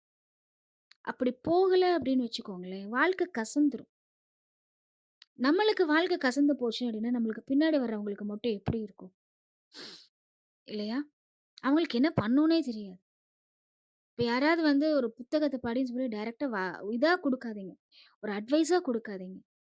ஏதாவது ஒரு விஷயம் புதுமையா நம்ம பண்ணி அவங்களுக்கு புரிய வச்சோம்னா, கட்டாயம் இந்த குழந்தைங்க புரிஞ்சுக்குவாங்க. ஒரு கதை மூலமா நீங்க குடுக்கலாம். இல்ல அப்படின்னா, ஒரு சவாலா நீங்க குடுக்கலாம். ஆ இல்ல அப்டின்னா, ஒரு போட்டியா நம்ம குழந்தைங்களுக்கு குடுக்கலாம். இந்த புத்தகத்த இவ்வளோ வாசிச்சு இத பண்ணீங்க அப்டின்னா, ஒரு போட்டி இதுக்கு இந்த பரிசு நம்ம குடுக்கலாம் அப்டின்னு சொல்லி குடுக்கலாம். இந்த மாரி குடுத்து பார்த்தீங்க அப்டின்னா, அந்த குழந்தைங்க கட்டாயம் ஃபாலோ பண்ணுவாங்க. இந்த வெர்ச்சுவல் அடிக்ஷன் வந்து பார்த்தீங்கன்னா, எல்லா இடத்துலயும் ரொம்ப பெரிய பயமுறுத்தலா இருக்கு. புத்தகம் அங்க வந்துருச்சு, அத டேஸ்ட் பண்ண ஆரம்பிக்கணும். அது ஒண்ணே ஒண்ணு தான் பண்ணணும் நம்ம. அந்த புத்தகங்கள் வாசிக்கிறத வந்து அவங்கள இது எவ்வளவு பெரிய ஒரு ஆ அற்புதமான விஷயம். கொஞ்சம் உணர்த்துறக்கு நம்ம எஃபோர்ட் போட்டா போதும். அதுக்கப்புறம் அவங்க வெர்ச்சுவல் பக்கம் அவங்க போவே மாட்டாங்க. எதுக்கு வந்து அந்த வெர்ச்சுவல் உலகத்த வந்து உபயோகிச்சுட்டோமோ, அதுக்கு ரொம்ப அழகா உபயோகிச்சுக்குவாங்க. எங்கேயோ அந்த மனமும், மூளையும் அவங்களுக்கு இம்பேலன்ஸ்டா இருக்கு. சரி. இப்போ வந்து ஒரு வாசிப்ப வந்து நம்ம உருவாக்குறோம் ஒரு குழந்தைங்களுக்கு அப்படின்னா, என்ன பண்ணணும்? இப்போ அ அடிப்படையில நம்மளோட மூளைய வந்து 4 ஏரியாவா பிரிக்கிறாங்க. இன்னும் பல கோணங்கள்ல பிரிக்கிறாங்க. பட் அடிப்படையில நம்ம இந்த 4 இதையும் நம்ம பார்ப்போம். ஒண்ணு வந்து பார்த்தீங்கன்னா, இன்டெலிஜென்ட் கோஷன்ட் அப்படின்றது. இந்த இன்டெலிஜென்ட் கோஷன்ட் அப்படின்னு நம்ம நெறைய கேள்விப்பட்டிருப்போம். இன்னைக்கு ஜெனரலா அத வந்து ஏதோ ஒரு பொது அறிவு சேர்த்து வைக்கிற ஒரு இடமா பார்க்குறாங்க. பொது அறிவு வேணும், இல்லைன்னு நான் சொல்லல. ஒரு இன்டெலிஜென்ஸ் அப்படின்னா ஒரு அ ரொம்ப எளிமையா நம்ம பார்த்தோம் அப்படின்னா, இப்ப எனக்கு வந்து கார் ஓட்டுறக்கு நல்லா தெரியுதுன்னு வச்சுக்கோங்களேன். நீங்க எந்த சாலையில நீங்க என்னை விட்டீங்கன்னாலும், அந்த இடத்துல நான் நல்லாவே நான் வந்து வாகனத்த நல்லபடியா நான் எடுத்துட்டு போறேன் அப்படின்னா, நான் கார் ஓட்டுறதுல இன்டெலிஜென்ட்டா இருக்கேன்னு அர்த்தம். எப்ப வந்து இந்த ஹவ் அப்படிங்கிறது வந்து நம்ம கம்ஃபர்டபுளா இருக்கோ, நம்ம அதுல இன்டெலிஜென்ட்டா இருக்கோம்னு அர்த்தம். இப்ப எனக்கு வந்து 100 பேரு வந்தாலும் என்னால நான் சமைப்பேன் அப்படின்னு சொன்னா, நான் அதுல வந்து நான் இன்டெலிஜென்ட்டா இருக்கேன்னு அர்த்தம். சரிங்களா? அப்போ that is the intelligent quotient. அடுத்தது வந்து பார்த்தீங்கன்னா, எமோஷனல் கோஷன்ட். இந்த இன்டெலிஜென்ஸ் பெருசா, எமோஷனல் பெருசா 2மே முக்கியம் தான். இல்லைன்னு நான் சொல்லல. பட் இவங்க 2 பேத்த கம்பேர் பண்ணும்போது யாரு வந்து இன்னும் கொஞ்சம் முக்கியம் பாருங்கன்னு சொல்றாங்கன்னா, விஞ்ஞானிகள் வந்து எமோஷனல் கோஷன்ட் வந்து ரொம்ப முக்கியம்னு சொல்றாங்க. அது என்னது அது எமோஷனல் கோஷன்ட் அப்படின்னு சொல்லி நம்ம பார்த்தோம் அப்படின்னா, நம்மள உணர்ச்சிகள நிர்வகிக்கக்கூடிய ஒரு தன்மை அந்த பார்ட் ஆஃப் த பிரெயினுக்கு இருக்கு. இப்ப உதாரணத்துக்கு, ஒரு ஒரு குழந்தை வந்து ஒரு திறமைய நம்ம குழந்தைங்களுக்கு சொல்லிக் குடுக்குறோம். இப்ப வந்து ஒரு ஒரு ஒரு பாட்டுன்னே வச்சுக்குவோமே, ஒரு குழந்தைங்களுக்கு நல்லா பாடுறது எப்படிங்கிறத நம்ம சொல்லிக் குடுக்குறோம். குழந்தை அற்புதமா பாடுறா! ரொம்ப சந்தோஷம் ஆயிடுது நம்மளுக்கு. அவங்களோட இன்டெலிஜென்ஸ் அந்த பாடுறதுல அதிகமாகுது. சரிங்களா? அப்ப ரொம்ப சந்தோஷப்பட்டுறோம். நம்ம என்ன பண்றோம் அப்டின்னா, இந்த குழந்தையோட இந்த ஞானம் எல்லாத்துக்கும் தெரியட்டும் அப்டின்னு சொல்லிட்டு, ஒரு பெரிய ஹால புக் பண்ணி, சரிங்களா? நம்ம நண்பர்கள கூப்ட்டு, அப்புறம் வந்துட்டு ஒரு கல்யாணம் பண்ற மாரியே பண்ணுவோம். அரங்கேற்றம் பண்ணுவோம் அப்டின்னு சொல்லிட்டு, நீங்க எல்லா வேலையும் செய்றீங்க. குழந்தையும் ரொம்ப சந்தோஷப்படுறாங்க. அப்புறம் என்ன ஆகுது அப்டின்னா, அந்த அந்த நாளும் வருது. குழந்தை வந்து மேடை ஏறுறாங்க. ஏறும்பொழுது ஓன்னு அழுகுறாங்க. "எனக்கு இந்த கூட்டத்த பார்த்தா ஒரே பயமா இருக்கு" அப்படின்னு சொன்னாங்கன்னு வச்சுக்கோங்களேன். போட்ட எஃபோர்ட் பூரா வேஸ்ட். அப்போ நம்ம இன்டெலிஜென்ஸ வந்து எப்படி வந்து நம்ம ஸ்ட்ராங் பண்றோமோ, நம்மளுடைய உணர்ச்சிகளையும் நமக்கு சரியா ஆ ஒரு சரியான பாதையில நம்ம வழி நடத்தணும். அப்படி வழி நடத்தும் பொழுது, நன்றி உணர்வு வந்து ரொம்ப பெரிய ஒரு சக்திங்க. ஏன்னா, நீங்க நல்லா யோசிச்சு பாருங்க. நன்றி உணர்வோட இருந்தோம்னு வச்சுக்கோங்களேன், நம்மளுக்கு எல்லாமே வந்துரும். மரியாதை வந்துரும், அன்பு வந்துரும், தைரியம் வந்துரும். இந்த வாழ்க்கைய புரிஞ்சுக்கக்கூடிய பக்குவம் வந்துரும். யாராவது ஒருத்தர் கோவப்பட்டாங்க அப்படின்னா கூட, நான் எப்படி அங்க நிக்கணும்? நான் என்ன பண்ணணும்? அப்படிங்கிற ஒரு ஞானத்த நன்றி உணர்வே நம்மளுக்கு குடுத்துடுவாங்க. ஸோ, அப்ப நன்றி உணர்வு வந்து பார்த்தீங்க அப்படின்னா, அந்த எமோஷனல் கோஷன்ட் வந்து ரொம்பவே ஸ்ட்ராங் பண்ணும். நெக்ஸ்ட் வந்து பார்த்தீங்க அப்படின்னா, ஸ்பிரிச்சுவல் கோஷன்ட் அப்படின்னு. இந்த ஸ்பிரிச்சுவல் கோஷன்ட் அப்படின்னா என்ன அப்படின்னா, ரொம்ப எளிமை. இது என்ன அப்படின்னா, ஆ இந்த பிரபஞ்சம் எப்படி இயங்கிக்கிட்டு இருக்கோ, அதே மாரி நம்ம இயங்கணும்னு வச்சுக்கோங்களேன். சரிங்களா? அது வந்து ஸ்பிரிச்சுவல் கோஷன்ட்ட ஆக்டிவேட் பண்ணும். உதாரணத்துக்கு, ஆம் இன்னைக்கு இந்த பிரபஞ்சம் வந்து இயங்குற இதுல வந்து நம்ம இல்ல. நம்மளோட ஓன் சைக்காலஜிக்கல் டிராமால நம்ம எல்லாருமே போய் சிக்கிட்டோம்.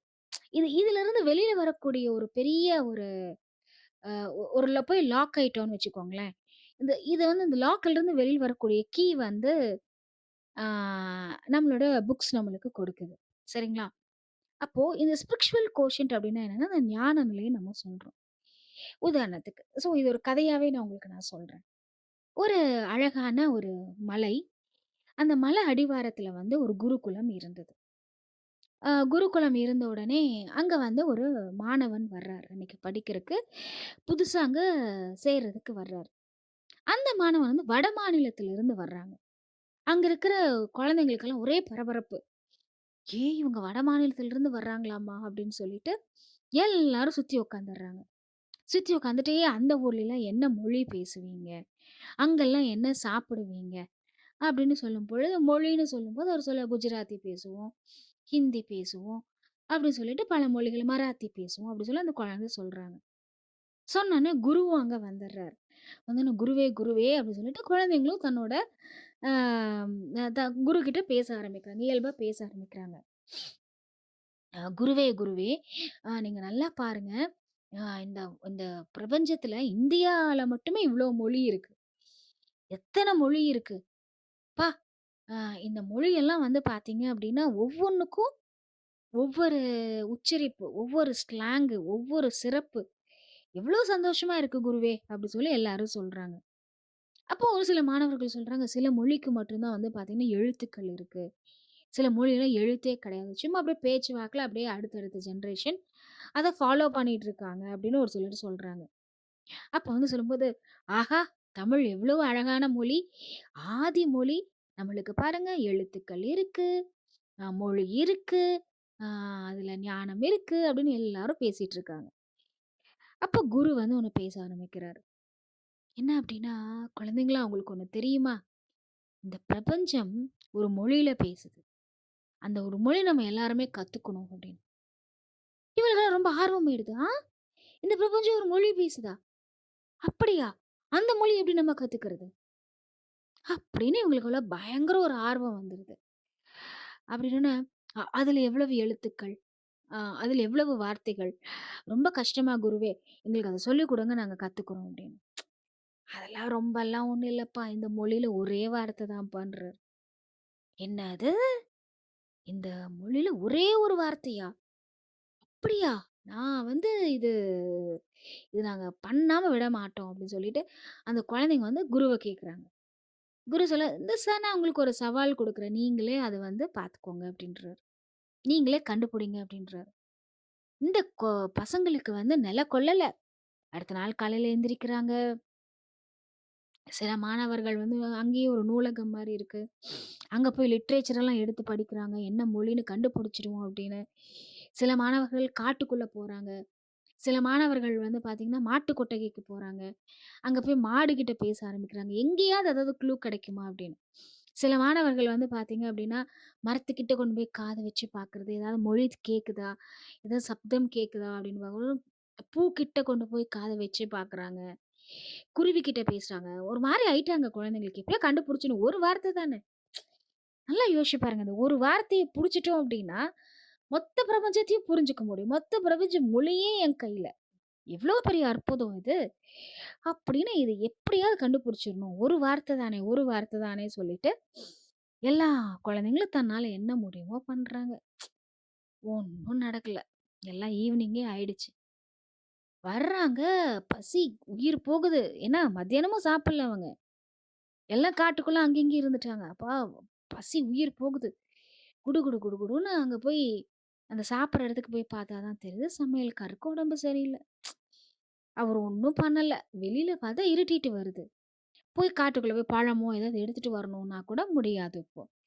எவ்வளோ பழம் இருக்குன்னு பார்க்குறாங்க. அதுவுமே குறைவா தான் இருக்கு. குருவ பார்த்தா குரு தியானம் பண்ணிட்டு இருக்காரு. யார்கிட்ட போய் கேட்க? பசியா உயிர் போகுது. இங்க இருக்கிற பழம்லாம் சாப்பிட்ட உடனே அத்தன பேத்துக்கும் பத்தாது. அப்படியே ஏதோ 2, 3 குழந்தைங்க சாப்பிட்டாலும் அவங்க பசி தான் ஃபுல்லா ஆறுமே ஒழிய, மித்தவங்களுக்கெல்லாம் வந்து ஆ பசியோட தான் அவங்க இருந்தாகணும். ஸோ இந்த மாதிரியான ஒரு என்ன சொல்றது? ஒரு இக்கட்டான சூழ்நிலை. குருவோட தியானத்தையே கலைக்க முடியாது. எல்லாம் என்ன பண்றாங்கன்னா, அமைதியா உட்கார்ந்துட்டு இருக்காங்க. அப்ப பார்த்தீங்க அப்படின்னா, மாட்டு வண்டி சத்தம் கேட்குது. "ரேய் ரேய் ரேய் ஏய் ஏய்" அப்படி சொல்லிட்டு, அப்படியே அந்த மாடு வந்து ஒரு சலங்க கட்டியிருக்கு.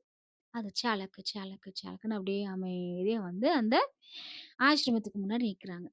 அப்ப பார்த்தீங்க அப்படின்னா, அங்க வந்து ஒரு கிராமத்துல ஒரு ஃபேமிலி அங்க வந்திருக்காங்க. தாத்தா, பாட்டி, குழந்தைங்க, பேரன், பேத்திங்க எல்லாரும் வந்திருக்காங்க. அந்த தாத்தா வரும்பொழுது டப்பா எல்லாம் கொண்டு வராரு. இவங்களுக்கு தெரிஞ்சிருது. ஆஹா! அவங்க ஏதோ சாப்பிடறக்கு கொண்டு வர்றாங்க அப்டி சொல்லிட்டு ஒரே குஷி ஆயிடுச்சு பசங்களுக்கெல்லாம். அவங்க நெனச்ச மாதிரியே அவங்க தோட்டத்துல இருந்து பழம், தின்பண்டங்கள் எல்லாம் இந்த குழந்தைங்களுக்கெல்லாம் செஞ்சு கொண்டு வந்திருக்காங்க. ஆ அப்பாடா! கடவுள் நம்மளுக்கு வழி காட்டிட்டாரு. குரு கண் திறந்தா தானே பண்ண முடியும். அவரோட பெர்மிஷன் இல்லாம நம்ம எடுக்க முடியாதுல்ல. அதனால அமைதியா குருவ பார்த்துட்டு உட்காந்துட்டு இருக்காங்க.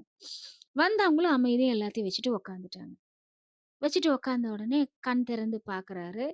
குருவுக்கு புரிஞ்சிருது. ஓ! இன்னைக்கு வந்து சமையல்காரருக்கு உடம்பு சரியில்ல. அங்க ஒண்ணும் சாப்பிடறக்கு இல்ல அப்படின்னு. அப்ப வந்து கண் ஜாடையிலே சொல்றாரு. சாப்பிடுங்க அப்படின்னுட்டு. வந்தவங்களும் ரொம்ப சந்தோஷமா அந்த குழந்தைங்களுக்கு எல்லாமே குடுக்குறாங்க. எல்லாம் வாங்கும் பொழுது நன்றி, நன்றி, நன்றி, நன்றி சொல்லி வாங்கிட்டு சாப்பிட ஆரம்பிக்கிறாங்க. அவங்க சாப்பிட்டுட்டு இருக்கும் பொழுதே வந்து குரு சொல்றாரு, "ஏய்! பரவாயில்லையே! எல்லாருமே அந்த வார்த்தைய கண்டுபிடிச்சுட்டீங்க. காலையில இருந்து இதுக்காக எல்லாம் காட்டுக்குள்ள போனீங்களா? லிட்ரேச்சர பார்த்தீங்களா? அண்ட் மாட்டுக்கிட்டலாம் போய் எல்லாம் பண்ணிட்டு இருந்தீங்களா? பூக்கிட்டலாம் போய் காதுல காதுல வச்சு ஏதோ பண்ணிட்டு இருந்தீங்களா? கண்டுபிடிச்சிட்டீங்க போல இருக்கே! அப்படின்னு பாராட்டுறாரு. எல்லாருக்குமே வந்து பார்த்தீங்க அப்படின்னு ஸ்தபிச்சு போய் நிக்கிறாங்க. பசி போயிடுது. குடு குடு குடு குடுன்னு ஓடி வந்து குருக்கிட்ட உட்கார்றாங்க. நன்றியா? நன்றியா இந்த உலகத்தோட மொழி? என்ன குருவே! என்ன சொல்றீங்க? எங்களுக்கு நீங்க சொல்லியே தீரணும் அப்படின்னு சொல்றாங்க. அப்போ அந்த குரு சொல்றாரு, "என்னப்பா நீங்க அப்ப கண்டுபிடிக்கலையா?" அப்படின்றாரு. சிரிச்சுக்கிட்டே. அவருக்கா தெரியாது. அவரு சிரிச்சுக்கிட்டே சொல்றாரு, "என்னப்பா நீங்க கண்டுபிடிக்கலையா?" அப்படின்றாரு. "இல்ல குருவே, என்ன நீங்க சொல்லுங்க." மாணவர்களோட ஆர்வத்துக்கு ஒரு இதெல்லாம் போட முடியல. அ தடையே போட முடியல. அப்படியே ஒரு கட்டுக்கடங்காம இருக்குது அந்த ஆர்வம். ஆமாப்பா, நீங்க நல்லா யோசிச்சு பாருங்க. இப்போ ஒரு ஆறு ஓடிக்கிட்டு இருக்கு. சரியா? இந்த ஆறு ஓடிக்கிட்டு இருக்கு. ஆ இப்போ இவங்க கிட்ட இருந்து சூரிய பகவான் என்ன பண்றாரு? தண்ணிய எடுக்குறாரு.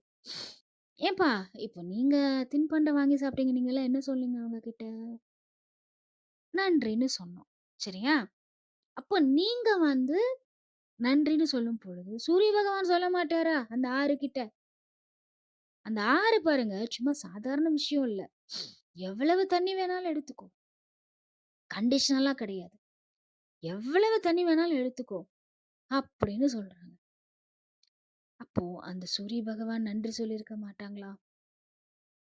அப்படின்னு சொல்லும் பொழுது, அந்த குழந்தைங்கலாம் அப்படியே வார்த்தையே இல்ல. ஆ அப்படின்னு மட்டும் தான் அவங்க கிட்ட வார்த்தை வருது. இது இந்த குழந்தைங்க மட்டும் கேட்கல. அது வந்தாரே கிராமத்துல இருந்து. அவங்களோட பரம்பரையே கேட்கறாங்க உட்காந்துட்டு. குட்டி குழந்தை கூட உட்காந்து கேட்டுட்டு இருக்காங்க. அதுக்கப்புறம் சரி. இந்த சூரியன் அந்த தண்ணிய தானே வச்சுக்கல. என்ன பண்றாங்க? மேகத்த உருவாக்குறாங்க. எனக்கு உருவம் குடுத்தீங்களே! தண்ணி நீங்க வச்சுக்கவே இல்லையே! நன்றின்னு அந்த மேகம் சொல்லியிருக்க மாட்டாங்களா? ஆ அப்படின்றாங்க. அந்த மேகம் காற்று போன திசையிலெல்லாம் குடு குடு குடு குடு குடுன்னு ஓடுச்சு. அட நான் கூப்பிடுற இடத்துக்கெல்லாம் நீ வர்றியேப்பா! அப்படின்னு அந்த காற்று அந்த மேகத்துக்கிட்ட நன்றி சொல்லியிருக்க மாட்டாங்களா? பேச்சே இல்ல. கூட நின்னுடுது. எல்லாம் ஆர்வம் மட்டுமே இருக்கு. கண்ணு விரிச்சு பார்க்குறாங்க. அந்த மேகம் கூட்டிட்டு போன காற்று காற்று கம்முனா இருக்காங்க. டொம்முன்னு விளையாடி மோத விடுறாங்க. டொம்மு டொம்முன்னு மோதுன உடனே அத்தன பேரும், அத்தன மேகங்களும் தண்ணியா மாறி மழையா இந்த பூமிக்கு திரும்பி வர்றாங்க. அப்பா கீழ இருந்து மேல போனவங்க தான் இப்போ பூமிக்கு வர்றாங்க. இப்படி பூமிக்கு வரும்போது மண்ண வந்து அப்படியே சப்பி சப்பி குடிக்கிறாங்க. அப்பா! என்ன ருசி! என்ன ருசி! என்ன ருசின்னு குடிக்கிறாங்க. அப்ப இந்த மண்ண நன்றி சொல்லியிருக்க மாட்டாங்களா? இந்த தண்ணி எவ்வளவு பிராண சக்திய கொண்டு வருது, எவ்வளவு சக்திய கொண்டு வருது, எவ்வளவு மினரல்ஸ கொண்டு வருது. மாணவர்கள் கிட்ட ஒண்ணுமே இல்ல. வார்த்தையே இல்ல. அப்படியே உத்து கவனிச்சுட்டு இருக்காங்க. சரிப்பா, இந்த வேர்கள் எல்லாம் அத எடுத்துட்டு வருது. சரியா? இந்த வேர்கள் எல்லாம் அத எடுத்து, அதோட தண்டு வழியா அனுப்பி, இன்னும் என்னென்னலாம் மினரல்ஸ் வேணுமோ, அந்த மினரல்ஸ் எல்லாத்தையும் ஆ அந்த மினரல்ஸ் எல்லாத்தையும் என்ன பண்றாங்க? காய்கறியா, பழங்களா, நம்மளுக்கு வேண்டிய உடைகளா, எல்லாமே நம்மளுக்கு குடுக்குறாங்க. இல்லையா? அப்போ இந்த வேரு, இந்த தண்டு, இந்த இலை, இந்த பழம் எல்லாமே ஒருத்தருக்கு ஒருத்தருக்கு என்ன சொல்லியிருப்பாங்க? ஒரே ஒரு வார்த்தை தான் சொல்லியிருப்பாங்க. அது என்ன? அப்படின்னு குரு நிறுத்தும் பொழுது, எல்லாருமே ஈவன் அந்த குட்டி குழந்தை அந்த கிராமத்துல இருந்து வந்தவங்களோட பேரன், பேத்திய கூட நன்றி அப்படின்னு கத்துறாங்க. அப்ப இந்த நன்றி வந்து இந்த பிரபஞ்சம் பேசும் மொழி அப்படின்னு வந்து அந்த குரு சொல்றாரு. பாத்தீங்களா? இந்த பிரபஞ்சம் எவ்வளவு எளிமையா பேசுது. இதுவும் இந்த குட்டி குழந்தை இப்பதான் நம்ம குரு ஆசிரமத்துக்குள்ள வந்திருக்காங்க. இந்த குட்டி குழந்தைங்களால கூட புரிஞ்சுக்க முடியுது அப்படின்னு சொல்றாங்க.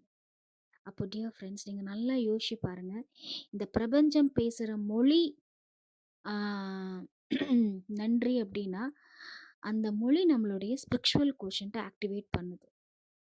இன்னைக்கு நம்ம எவ்வளவு படிச்சாலும் இந்த வெஸ்டர்ன் எஜுகேஷன்ஸ் சிஸ்டம் வந்து நமக்குள்ள இருக்கிறதுனால, இந்த ஸ்பிரிச்சுவல் கோஷன்ட் ஆக்டிவேட் ஆகுறதே இல்ல. அதனால தான் இன்னைக்கு பாருங்க, சக்சஸ் நெறைய பேரு வெற்றியாளர்களா மாறுறாங்க. ஆனா வாழ்க்கையில நிம்மதி இருக்கா அப்படின்னா நிம்மதி இல்ல. அந்த வெற்றியையும் வந்து பார்த்தீங்கன்னா, ரொம்ப ஒரு தப்பான டைரக்ஷன்ல தான் எடுத்துட்டு போறாங்க. அவங்களும் புத்தகங்கள் எல்லாம் வாசிக்கிறாங்க. நான் இல்லைன்னு நான் சொல்லல. ஆனா, அது உலக நன்மைக்காக தானே இருக்கணும். ஒரு புத்தகம் ஒருத்தர் வாசிக்கிறாருன்னா, நான் மட்டுமே நல்லா இருக்கணுன்ட்டு இருக்கிறது கிடையாது. நான் பயனடையணும். என்னுடைய குடும்பம் பயனடையணும். இந்த மொத்த பிரபஞ்சமும் பயனடையணும். ஏன்னா, அந்த ஒரு பாசிபிலிட்டி நம்ம ஹியூமன் பீயிங்ஸ் நம்மளுக்கு மட்டும் தான் இருக்கு. அப்போ, எப்போ இந்த மாரி ஒரு உயரிய நோக்கம் வரும் அப்டின்னா, ஒரு புத்தகத்த நன்றியுணர்வோட படிக்கும் பொழுது தான் அந்த உயரிய நோக்கம் நம்மளுக்கு வரும். அண்ட் அந்த ஸ்பிரிச்சுவல் கோஷன்ட்ட நம்ம ஆக்டிவேட் பண்றதே கிடையாது. தயவு செஞ்சு நம்ம எல்லாருமே அதுக்கான விஷயங்கள் நம்ம எடுக்க ஆரம்பிக்கணும். நம்மள சுத்தி இருக்கிறவங்களுக்கு அந்த நன்றி உணர்வ விதைக்க ஆரம்பிக்கணும். அடுத்தது வந்து பார்த்தீங்க அப்படின்னா, அடாப்டபிலிட்டி கோஷன்ட்.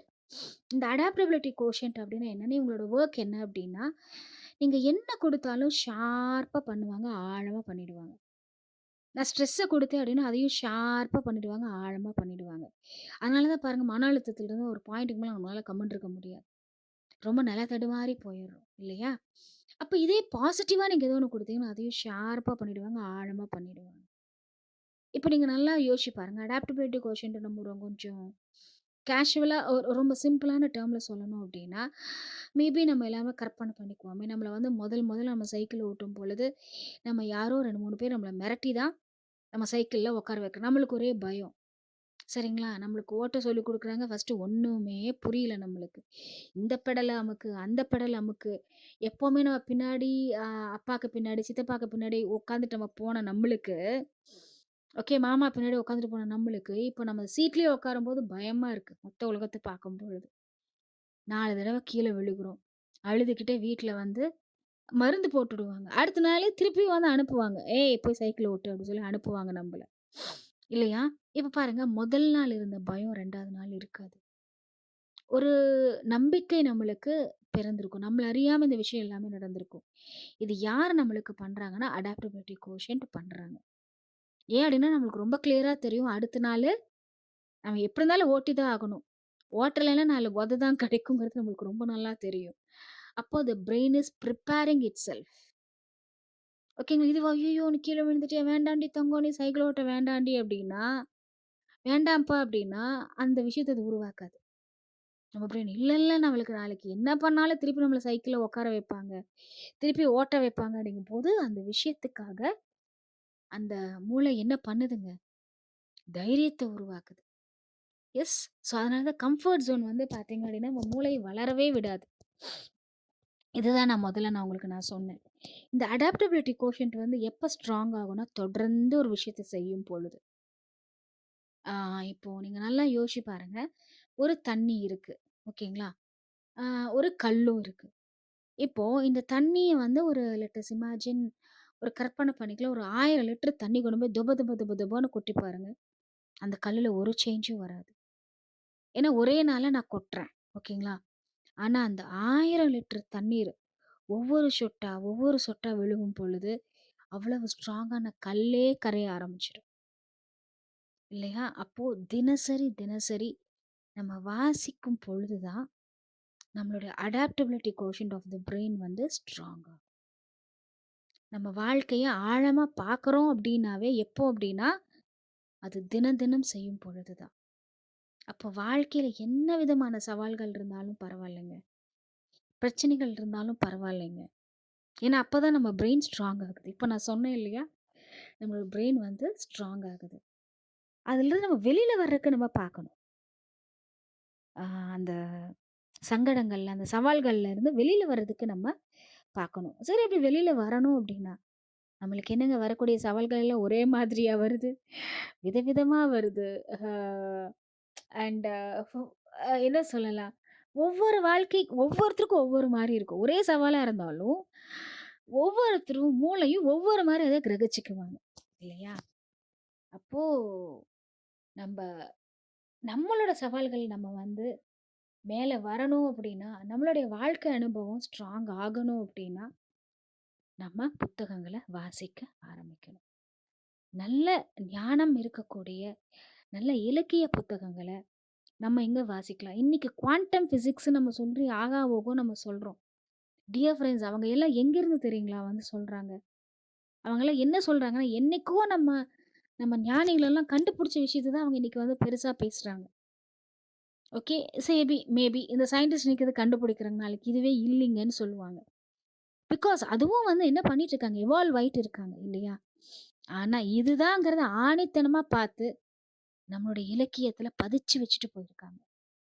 தமிழ நேசிப்போம். தமிழ இன்னைக்கு வந்து நெறைய குழந்தைங்க வந்து எனக்கு தமிழ் சரியா வர்றதில்ல.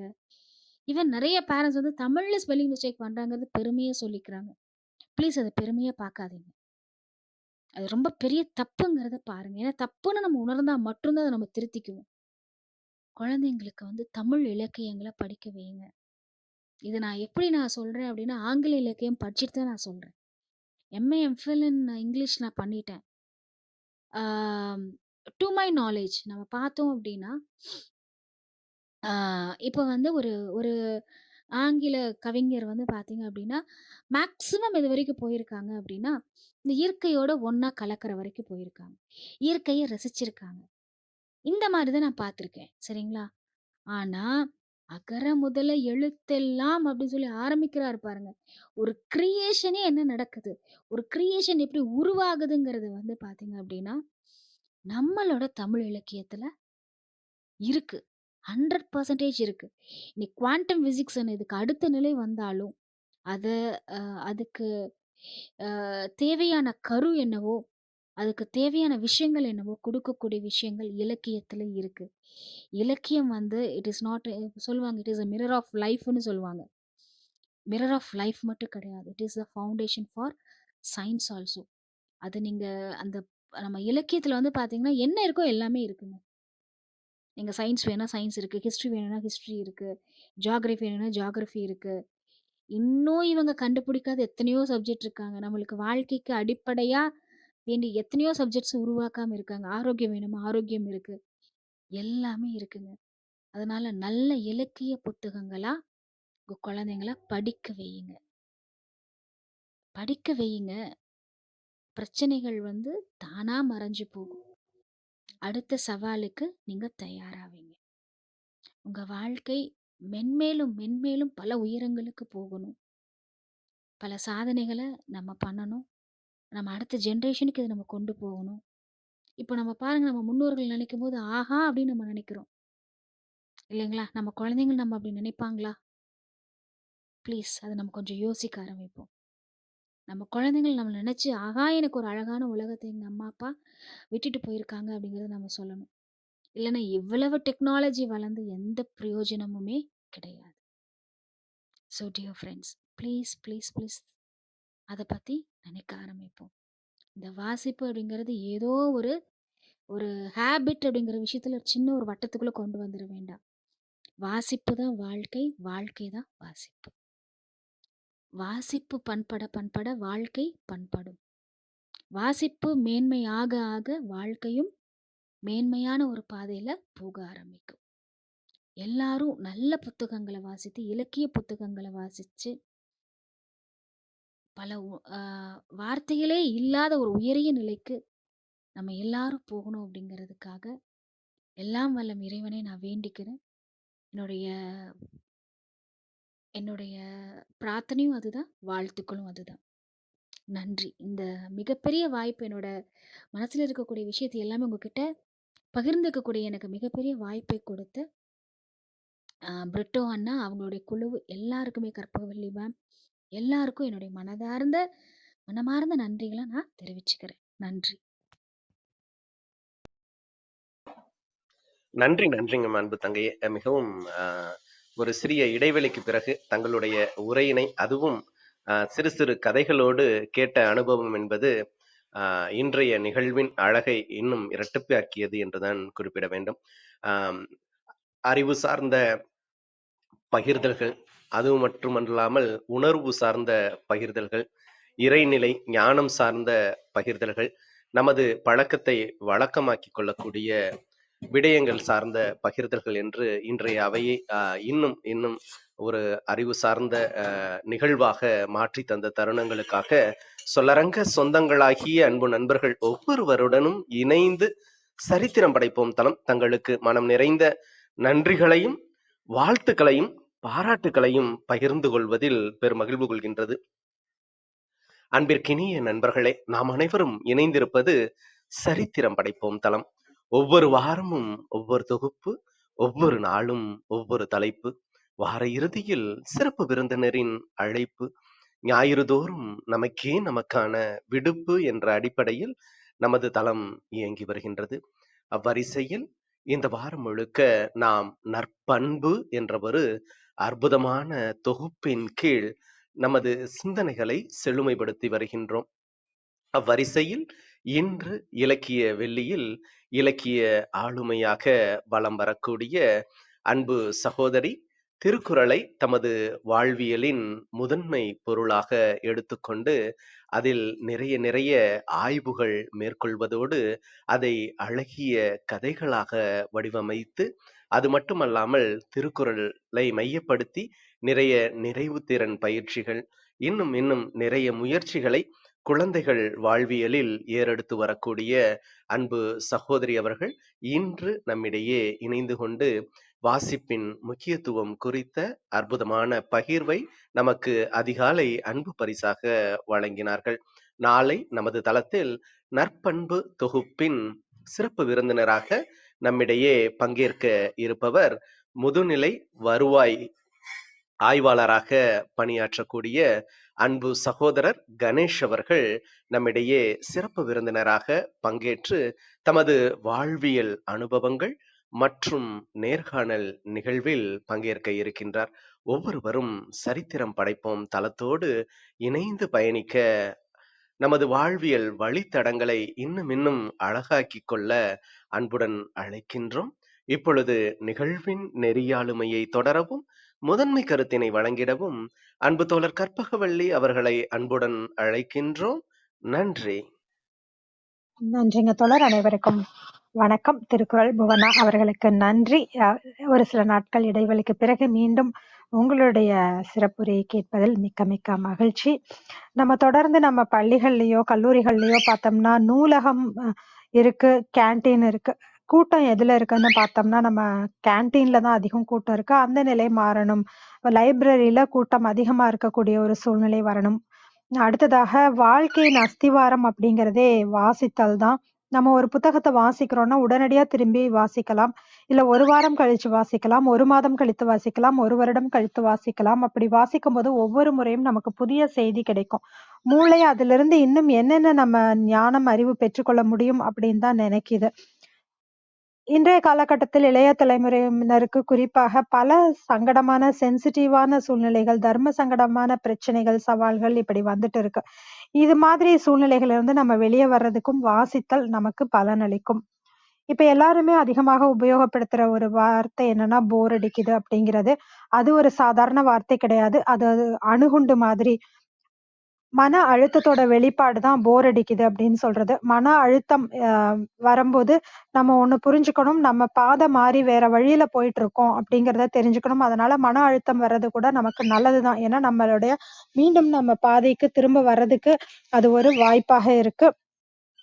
ஏன்னா என்ன பிரச்சனை? நமக்கு ஏன் இப்படி ஆகுது? அப்படின்னு யோசிச்சுட்டு, அதுல இருந்து நம்ம எப்படி வெளிய வர முடியும் அப்படின்னு ஒரு பதில கண்டுபிடிச்சிட்டோம்னா, மீண்டும் அந்த மன அழுத்தம் வராது. சில சமயம் ஒரு தேர்வுக்கு படிக்கிறோம் அப்படின்னா, அப்போ ஒரு மன அழுத்தம் வரும். அதனால தான் நம்ம நல்லா படிக்க முடியுது. ச ச அந்த மாதிரி சமயங்கள்ல அந்த மன அழுத்தம் அப்படிங்கிறது நமக்கு உதவியாகவும், வளர்ச்சிக்கும் உதவியாகவும் இருக்கிறது. தொடர்ந்து நம்ம ஒரு கம்ஃபோர்ட் ஜோன்ல இருக்கிறோம் அப்படின்னாக்க, அதுல நம்ம எதையுமே கற்றுக்கொள்ள முடியாது. அத விட்டு வெளிய வரும்போது தான் நம்மளால கத்துக்க முடியும். நம்ம புத்தகங்கள்ல நெறைய பேரு அறிவு பெற்று, ஞானம் இதையெல்லாம் எழுதி வச்சிருக்காங்க. நம்மளா ஒவ்வொரு விஷயத்தையும் நம்மளே போய் தேடி கண்டுபிடிக்க முடியுமான்னா முடியாது. அப்படி கண்டுபிடித்தவர்கள் எழுதி வச்சிருக்காங்க. அத நம்ம கற்று தெரிந்து கொள்ள வேண்டும். இலக்கியம் சார்ந்த புத்தகங்களும் நம்ம நெறைய படிக்கணும். அந்த மாரி இருக்கும்போது, நல்ல புத்தகங்களுக்கு படிக்கும்போது நம்மளுடைய ஹையர் சக்ராஸ் ஆக்டிவேட் ஆகுது. தவறான தேவையில்லாத புத்தகங்களை படிக்கும்போது நம்மளுடைய லோவர் சக்ராஸ் ஆக்டிவேட் ஆகுது. நம்ம வாழ்றது நம்ம ஒரு ஞான பூமி அப்படின்னு நம்ம இந்தியாவ சொல்றோம்.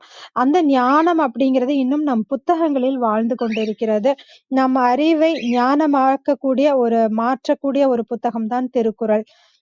ஒரு காகிதம் அந்த ஒரு கற்பனை கதையும் சொன்னாங்க. ஒரு மரம் காத்துக்கிட்டே இருக்கு. யாருக்குமே வெட்டுவதற்கு தன்னை வெட்டுவதற்கு அது ஒரு அனுமதி கொடுக்கல. அப்போ ஒரு குரு வந்து கேட்கிறாரு. "நான் உன்ன வெட்டிக்கவா?" அப்படின்னு கேட்கும்போது, "இல்ல நான் இந்த உலகத்துல எல்லோருக்கும் பயனளிக்கக்கூடிய ஒரு நல்ல விஷயத்துக்காக என் உயிர விட விரும்புறேன்" அப்படின்னு சொல்லுது அந்த மரம். அப்ப அந்த குரு போய் தியானமெல்லாம் பண்ணிட்டு வந்துட்டு அந்த மரத்துக்கிட்ட சொல்றாரு, "நான் உன்ன வெட்டுறேன். நான் காகிதம் அப்படிங்கிற ஒன்ற கண்டுபிடிக்கலான்னு இருக்கேன். அதன் மூலமாக மக்களுக்கு நல்ல செய்திகள் கொண்டு போகப்படும். நீ கொடுக்கிற ஒரு உயிரும் முக்கியமாக விஷயத்துக்காக பயன்படும்" அப்படின்னோன, மரம் ரொம்ப மகிழ்ச்சியாகி அதற்கு சம்மதம் தெரிவிக்குது. அந்த அளவுக்கு இந்த வாசித்தல் அப்படிங்கிறது நம்ம வாழ்க்கையில முக்கியத்துவமான விஷயம். இந்த பிரபஞ்சத்தையே மாற்றக்கூடிய அளவுக்கு நமக்கு வந்து ஒரு மூளை அப்படிங்கிறது கூட இருக்கு. அந்த மாரி ஒரு மூளை இருக்கு. அதுக்கு என்ன பண்ணணும்னா, அந்த பிரபஞ்சத்தோட நம்ம சரியா அதே பாதையில நம்ம பயணிக்கணும். அதற்கு புத்தக வாசிப்பு அப்படிங்கிறது அந்த பிரபஞ்சத்தை புரிந்து கொள்வதற்கான சக்தி அந்த புத்தக வாசிப்புல இருந்து வருது. நம்ம வாசிக்கும் விஷயங்கள விழிப்புணர்வோடு கவனிக்க வேண்டும். விழிப்புணர்வோடு இருக்கும்போது நம்ம வாசிக்கும் விஷயங்கள் ஞானமாக மாறும். அது ஒரு மகிழ்ச்சி அப்டின்னா கூட, அது உச்சபட்ச நிலைய எப்படி நம்ம அனுபவிக்கலாம் அப்டின்னா, அந்த வாசிப்பு தான் அந்த நிலைக்கு நம்மளை கொண்டு போகும். நம்ம மூளையோட சக்தி, மனதோட சக்தி இதெல்லாம் அடுத்த நிலைக்கு எடுத்துக்கொண்டு போக வேண்டுமென்றால், அதற்கும் வாசிப்பு அப்டிங்கிறது ரொம்ப முக்கியம். இன்டெலிஜென்ட் கோஷன்ட், எமோஷன் கோஷன்ட் 2மே நம்ம எமோஷனல் கோஷன்ட் 2மே நம்ம சொல்லுவோம். அதுல எமோஷனல் கோஷன்ட் தான் ரொம்ப முக்கியம். ஏன்னா, அதுதான் நன்றி உணர்வு அப்டிங்கும்போது, அது நம்ம எமோஷனல் கோஷன்ட்டை அதிகப்படுத்தும். அது ரொம்ப நம்ம வாழ்க்கைக்கு எமோஷனல் கோஷன்ட் முக்கியம் அப்படிங்கிறதையும் ஆராய்ச்சியாளர்களும் உறுதி பண்ணியிருக்காங்க. அடுத்ததாக இன்னைக்கு ஸ்பிரிச்சுவல் கோஷன்ட் அப்படிங்கிற விஷயத்த பத்தி பகிர்ந்துக்கிட்டாங்க. இந்த பிரபஞ்சம் பேசும் மொழியில நாமும் இணைந்து பயணிக்கும்போது நம்மளுடைய அந்த ஸ்பிரிச்சுவல் கோஷன்ட் அப்படிங்கிறது அதிகமாகும். அப்ப இந்த பிரபஞ்சம் பேசும் மொழி என்ன அப்படிங்கிறத ஒரு சிறு கதை வாயிலாக சொன்னாங்க. இந்த பிரபஞ்சம் பேசும் மொழி அப்படிங்கிறது ஒரே ஒரு வார்த்தை தான் அப்படிங்கும்போது, அது என்ன வார்த்தைன்னா நன்றி அப்படிங்கிற ஒரு சொல் தான். அந்த நன்றி அப்படிங்கிறத தொடர்ந்து சொல்லும்போது நம்மளுடைய ஸ்பிரிச்சுவல் கோஷன்ட் அதிகமாகும். அடுத்ததாக அடாப்டபிலிட்டி கோஷன்ட். ஒரு சைக்கிள நம்ம ஒரு முதல் தடவ ஓட்டும்போது நமக்கு கஷ்டமா இருக்கும். அதுக்கப்புறம் தொடர்ந்து ஒரு 4 தடவ ஓட்டும்போது அது நமக்கு இன்னும் சுலபமாகும். இது அடாப்டபிலிட்டின்னு சொல்றோம். அதே மாதிரி தான் தொடர்ந்து வாசிக்க வாசிக்க நம்மளோட அடாப்டபிலிட்டி கோஷன்ட்டும் அதிகமாகும். வாசிக்கும்போது தான் நம்ம வலிமை பெறுகிறோம். ஒரு ஆங்கில எழுத்தாளர்கள்லாம் அதிகபட்சமாக என்ன பண்ண முடியும்னா, வாசிப்பு எழுதுறாங்க அப்படின்னா, அதன் மூலமாக இயற்கையோட இணைந்து இருக்க முடியும். ஆனா, தமிழ் அகர முதல எழுத்தெல்லாம் அப்படின்னு சொல்லும்போது, ஒரு கிரியேட்டிவிட்டியவே உருவாக்க முடியும் தமிழ்னால. அதனால நம்ம தமிழ் மொழி அப்படிங்கிறதுக்கு நம்ம முக்கியத்துவம் கொடுக்கணும். அதுல தவறுகள்லாம் செய்யக்கூடாது அப்படிங்கிறதையும் சொன்னாங்க. வாசிப்பு தான் வாழ்க்கை, வாழ்க்கை தான் வாசிப்பு, வாசிப்பு நம் வாழ்க்கையை மேலும் மேலும் மேம்படுத்தும் அப்படின்ற அருமையான கருத்துக்களை கூறிய திருக்குறள் புவனா அவர்களுக்கு மிக்க நன்றி. விஜயகுமாரி அம்மா வணக்கம். நீங்க பேசலாம். நன்றிகள் அம்மா. வாழ்க வையகம், வாழ்க வையகம், வாழ்க வளமுடன். குரு வாழ்க, குருவே துணை. சரித்திரம் படைப்போம் தளத்திற்கு நன்றி. அதை எடுத்து தினந்தோறும் சரித்திரம் படைத்து கொண்டிருக்கும் கருணை உள்ளம் ஆரோக்கிய பிரிட்டா ஐயா அவர்களுக்கு பல கோடி நன்றிகள். அதில் பயணித்து கொண்டிருக்கும் சிந்தனை சிற்பி கற்பகவல்லி அம்மா, கற்பனை களம் ரேவதி அம்மா, சித்திரம் படைக்கும் வேல்ராஜ் ஐயா அனைவருக்கும் என் மனமார்ந்த நன்றிகளும் வாழ்த்துக்களும். இன்று இந்த தளத்தில் வந்து நமக்கெல்லாம் அரிய பெரிய கருத்துக்களை சொன்ன திருக்குறள் புவனா அம்மா அவர்களுக்கும் மனமார்ந்த நன்றிகள். மற்றும் நம் குழுவில் குழுமி இருக்கும் அனைத்து அன்பு உள்ளங்களுக்கும் என் மனமார்ந்த நன்றிகளும் வாழ்த்துக்களும். வாங்க வாழ்த்தும் பயனுக்கும் போயிடலாம். அமைதியாக உட்கார்ந்து கண்களை மூடிக்குவோம். நாம் அமர்ந்துள்ள இந்த இடம் முழுவதும் நல்ல தூய தெய்வீக ஆற்றலே நிரம்பின. இதே உணர்ந்து பாருங்க. அருட்பேராற்றல் உடலிலே உயிரிலே அலை அலையாக பாய்ந்து நிரம்புவதை உணர்கிறோம். அன்னைக்கு வணக்கம், தந்தைக்கு வணக்கம், அருள்நிறை ஆசான் வேதாத்திரி மகரிஷி அவர்களுக்கு வணக்கம். குருவாழ்க, குருவே துணை. அருட்பேராற்றல் இரவும் பகலும் எல்லா நேரங்களிலும் எல்லா இடங்களிலும் எல்லா தொழில்களிலும் உறுதுணையாகவும் பாதுகாப்பாகவும் வழிநடத்தியாகவும் அமையுமாக. வாழ்க வளமுடன், வாழ்க வளமுடன், வாழ்க வளமுடன். அருட்பேராற்றல் கருணையினால் இங்குள்ள அனைவரும் நல்ல உடல் நலம், நீல ஆயுள், நிறை செல்வம், உயர் புகழ், மெய்ஞானம் பெற்று சிறந்தோங்கி வாழ எல்லாம் வல்ல இறைநிலையோடு இணைந்து வாழ்த்தி மகிழ்கின்றேன். வாழ்க வளமுடன், வாழ்க வளமுடன், வாழ்க வளமுடன். இறையாற்றலே பக்கத்துணையாகவும் பக்கபலமாகவும் இருந்து வழி நடத்துவாராக. நன்றிகள் அம்மா. இன்னைக்கு அம்மா திருக்குறள் புவனா அம்மா அவங்க திருக்குறளை பற்றி நிறைய எடுத்து சொன்னாங்க, இலக்கியத்தை பற்றி நிறைய எடுத்து சொன்னாங்க. அம்மா புவனா அவங்க வாசிப்பை நேசித்து வாழ வேண்டும், அதை நேசித்து படிக்கணும். நிறைய கோணங்களை சொல்லி கொடுத்துருக்காங்க. அற்புதமாக சொன்னீங்க அம்மா. நன்றிகள் அம்மா. அந்த அந்த மனதோட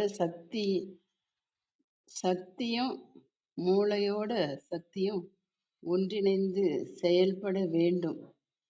நம்மளுடைய இந்த அறிவு சக்தியும் அந்த மூளையில் இந்த சக்தியும் ஒன்றா இணைஞ்சு செயல்பட்டாதான் மிக அற்புதமாக நமக்கு ஞானம் பிறக்கும் அப்படின்னு அம்மா சொன்னாங்க.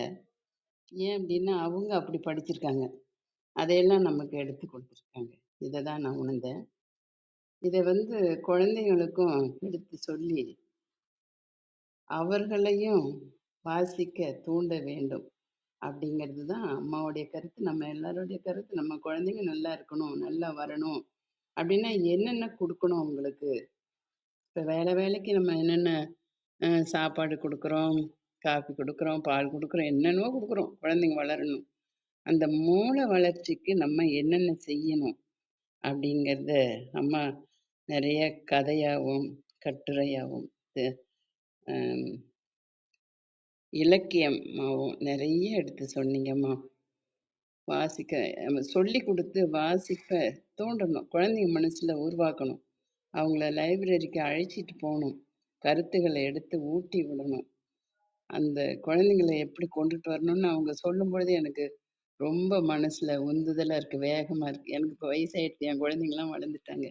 நீங்கள் இன்னும் குழந்தைங்கள வளர்க்குற வயசில் இருக்கீங்க. இதெல்லாம் உங்களுக்கு ஒரு பேருதவியாக கொடுத்துருக்காங்கன்னு தான் சொல்லுவேன். எந்த குழந்தையும் நல்ல குழந்தைதான் மண்ணில் பிறக்கையிலே, அவர் நல்லவராவதும் தீயவராவதும் அன்னை வளர்ப்பினிலே. அன்னை வளர்ப்புன்னா அம்மா மட்டும் இல்லை, அப்பாவும் சேர்ந்து தான். அந்த குழந்தை ஏதாவது ஒரு நல்லது செய்துட்டு ஒரு மதிப்பெண் பத்தியா என் பையன் எப்படி படிக்கிறான் பாத்தியா அப்படின்வாங்க. அதே பையன் ஏதாவது ஒரு தவறு செய்துட்டா பத்தியா நீ எப்படி வளர்த்துருக்க பாரு உன் பிள்ளைய அப்படின்னு பிரிச்சிடுவாங்க. அப்படி பிரித்து பேசவே கூடாது. நம்ம 2 பேரும் அர்த்தநாரீஸ்வரர், சிவனும் சக்தியும். எனக்கு ஒன்று அது அவங்களுக்கு, அவங்களுக்கு வந்தா எனக்கு, அப்படி தான் எடுத்துக்கணும். அப்படி நம்ம செயல்படும் பொழுது நம்ம குழந்தைங்களும் நம்மளை பார்த்து தெளிவடைவாங்க. இது அம்மா நிறைய தெளிவாக நம்ம கையில் எடுத்து கொடுத்துருக்காங்க. இலக்கியத்தை எப்படி குழந்தைங்களுக்கு கொடுக்கணும் அப்படின்னு இந்த கருத்தை நம்ம கையில் எடுத்து செயல்பட வேண்டும்னு நான் கேட்டுக்கிறேன். அம்மா கதை வடிவமாக எவ்வளோ அழகாக சொன்னீங்கம்மா. ரொம்ப எடுத்து உணர்த்திட்டீங்க. அப்புறம் சொன்னீங்க, புத்தகம் படி தான் மட்டும் அனுபவித்து கொண்டு இருக்கக்கூடாது, உலகத்துக்கு கொடுக்க வேண்டும். அம்மா சொல்லி கொடுப்பது போல இப்போ அவங்க படித்தாங்க, எப்படி நமக்கெல்லாம் எடுத்து அந்த கருத்துக்களை கொடுக்குறாங்க கையில், அதை எடுத்து நம்ம எப்படி பக்குவமாக குழந்தைங்களுக்கு ஊட்டி விடணும் அப்படின்னு நம்ம வாய் வரைக்குமே கொண்டு வந்துட்டாங்கன்னு வச்சுக்கிங்களேன். அப்படி இலக்கியம் படிக்க வையுங்கள், தமிழ் படிக்க வையுங்கள். தமிழ்நாட்டில் பிறந்துட்டு தமிழ் தெரியலன்னா தான் நமக்கு கஷ்டம். ஆங்கிலத்தை பற்றி யாரும் பேச மாட்டாங்கன்னு இல்ல. ஆனா இப்ப எல்லா இடத்துலயும் ஆங்கில மோகம் தான் நெறைய இருக்கு. குழந்தைங்கள கூட ஆங்கில பள்ளியில தான் படிக்கணும் அப்படின்னுலாம் பெற்றோர் விரும்புறாங்க. அந்த 3 வயசுலயே அதுக்கு வார்த்தையே வராத வயசுலயே கொண்டு போய் ஸ்கூல்ல சேர்த்துடுறாங்க. என்ன சொன்னாலும் கேட்க மாட்டேங்கிறாங்க. ஏன்னா அவ்வளோ வேகமா ஓடிட்டு இருக்கு வாழ்க்கை. அந்த ஓட்டத்துல அவங்களும் கலந்து ஓடிட்டு இருக்காங்க. அதுதான் உண்மை. ஆனா நம்ம வந்து தெளிவு பெறணும். நம்ம குழந்தைக்கு நம்ம என்ன குடுக்கணும்? எப்படி வளர்க்கணும்? எப்படி அறிவ தூண்டணும்? அப்படின்னுலாம் ரொம்ப மிக அருமையா, அழகா சொன்னீங்கம்மா. நீங்க ரொம்ப நாளாச்சு வந்து, இந்த மாரி வந்து தளத்துல வந்து நெறைய குடுக்கணும் அப்படின்னு நான் கேட்டுக்கிறேம்மா. நீங்களும் உங்கள் அன்பு குடும்பமும் நல்ல உடல்நலம், நீளாயுள், நிறை செல்வம், உயர் புகழ், மெஞ்ஞானம் பெற்று சிறந்தோங்கி வாழ வேண்டும். வாழ்க வளமுடன். வாழ்க வளமுடன். வாழ்க வளமுடன். நன்றிகள் அம்மா. உங்கள் அன்பான வாழ்த்துக்கும் கருத்துக்களுக்கும் நன்றிங்கம்மா. ரேவதி வணக்கம், நீங்க பேசலாம். வணக்கம் வணக்கம் வள்ளி, வணக்கம் அனைவருக்கும். இன்னைக்கு திருக்குறள் புவனா அவர்கள் வாசிப்பு அப்படிங்கிறது எந்த அளவுக்கு முக்கியம் அப்படிங்கிறதும் ஒவ்வொரு விஷயமா ரொம்ப அழகா இன்னைக்கு சொன்னாங்க. எனக்கு தெரிஞ்ச ஐக்யூ பத்தி தான் தெரியும். அவங்க ரொம்ப அழகா ஸ்பிரிச்சுவல் கொஷின்ஸ் அந்த மாதிரி யூனிவர்சலோட மொழி அப்படின்னு ரொம்ப அழகா நிறைய விஷயங்களை பகிர்ந்துக்கிட்டாங்க. அதுல ஒரே ஒரு விஷயம் என்னன்னா, நம்ம நன்றி உணர்வு, அந்த நன்றிங்கிற வார்த்தைக்கு எந்த அளவுக்கு சக்தி இருக்கு அப்படிங்கிறத பத்தி குறிப்பிட்டாங்க. நம்ம எல்லாருக்குமே நன்றி உடைமை அந்த அதிகாரத்தை பத்தி தெரியும். எல்லாத்தையும் வேணா சில விஷயங்களை மன்னிக்கிற நம்ம திருவள்ளுவர் ஐயா வந்து நன்றியை மட்டும் மறக்கவே கூடாதுங்கிறது நிறைய நிறைய எடுத்துக்காட்டுகளோட குறிப்பிட்டிருப்பாங்க. அது போல அந்த கதையில வந்து அந்த புத்தகத்தை உருவாக்குறதுக்காக வந்து தன்னை தன்னை கொடுத்த அந்த அவரை பத்தியும் நினைக்கும் போது எந்த அளவுக்கு புத்தகங்கள்ங்கிறது வந்து முக்கியம் அப்படிங்கிறதும் நிறைய விஷயங்களை வந்து நேரடியா சொல்லாம அது ஒவ்வொன்று கதையா சொல்லல குழந்தைகளுக்கு மட்டும் இல்ல நம்மளுக்குமே ரொம்ப சிறப்பாக இருந்தது. ரொம்ப அழகான பகிர்வு. மிக்க நன்றிங்க போல. மிக்க நன்றி. உங்கள் அன்பான வாழ்த்துக்கும் கருத்துக்களுக்கும் மிக்க நன்றி. ஆர்டிஎஸ் எவர்கிரீன் உங்களை அறிமுகப்படுத்தி கொண்டு உங்களுடைய பகிர்வை கொடுக்கவும் மிக்க நன்றி. அனைவருக்கும் காலை வணக்கம்.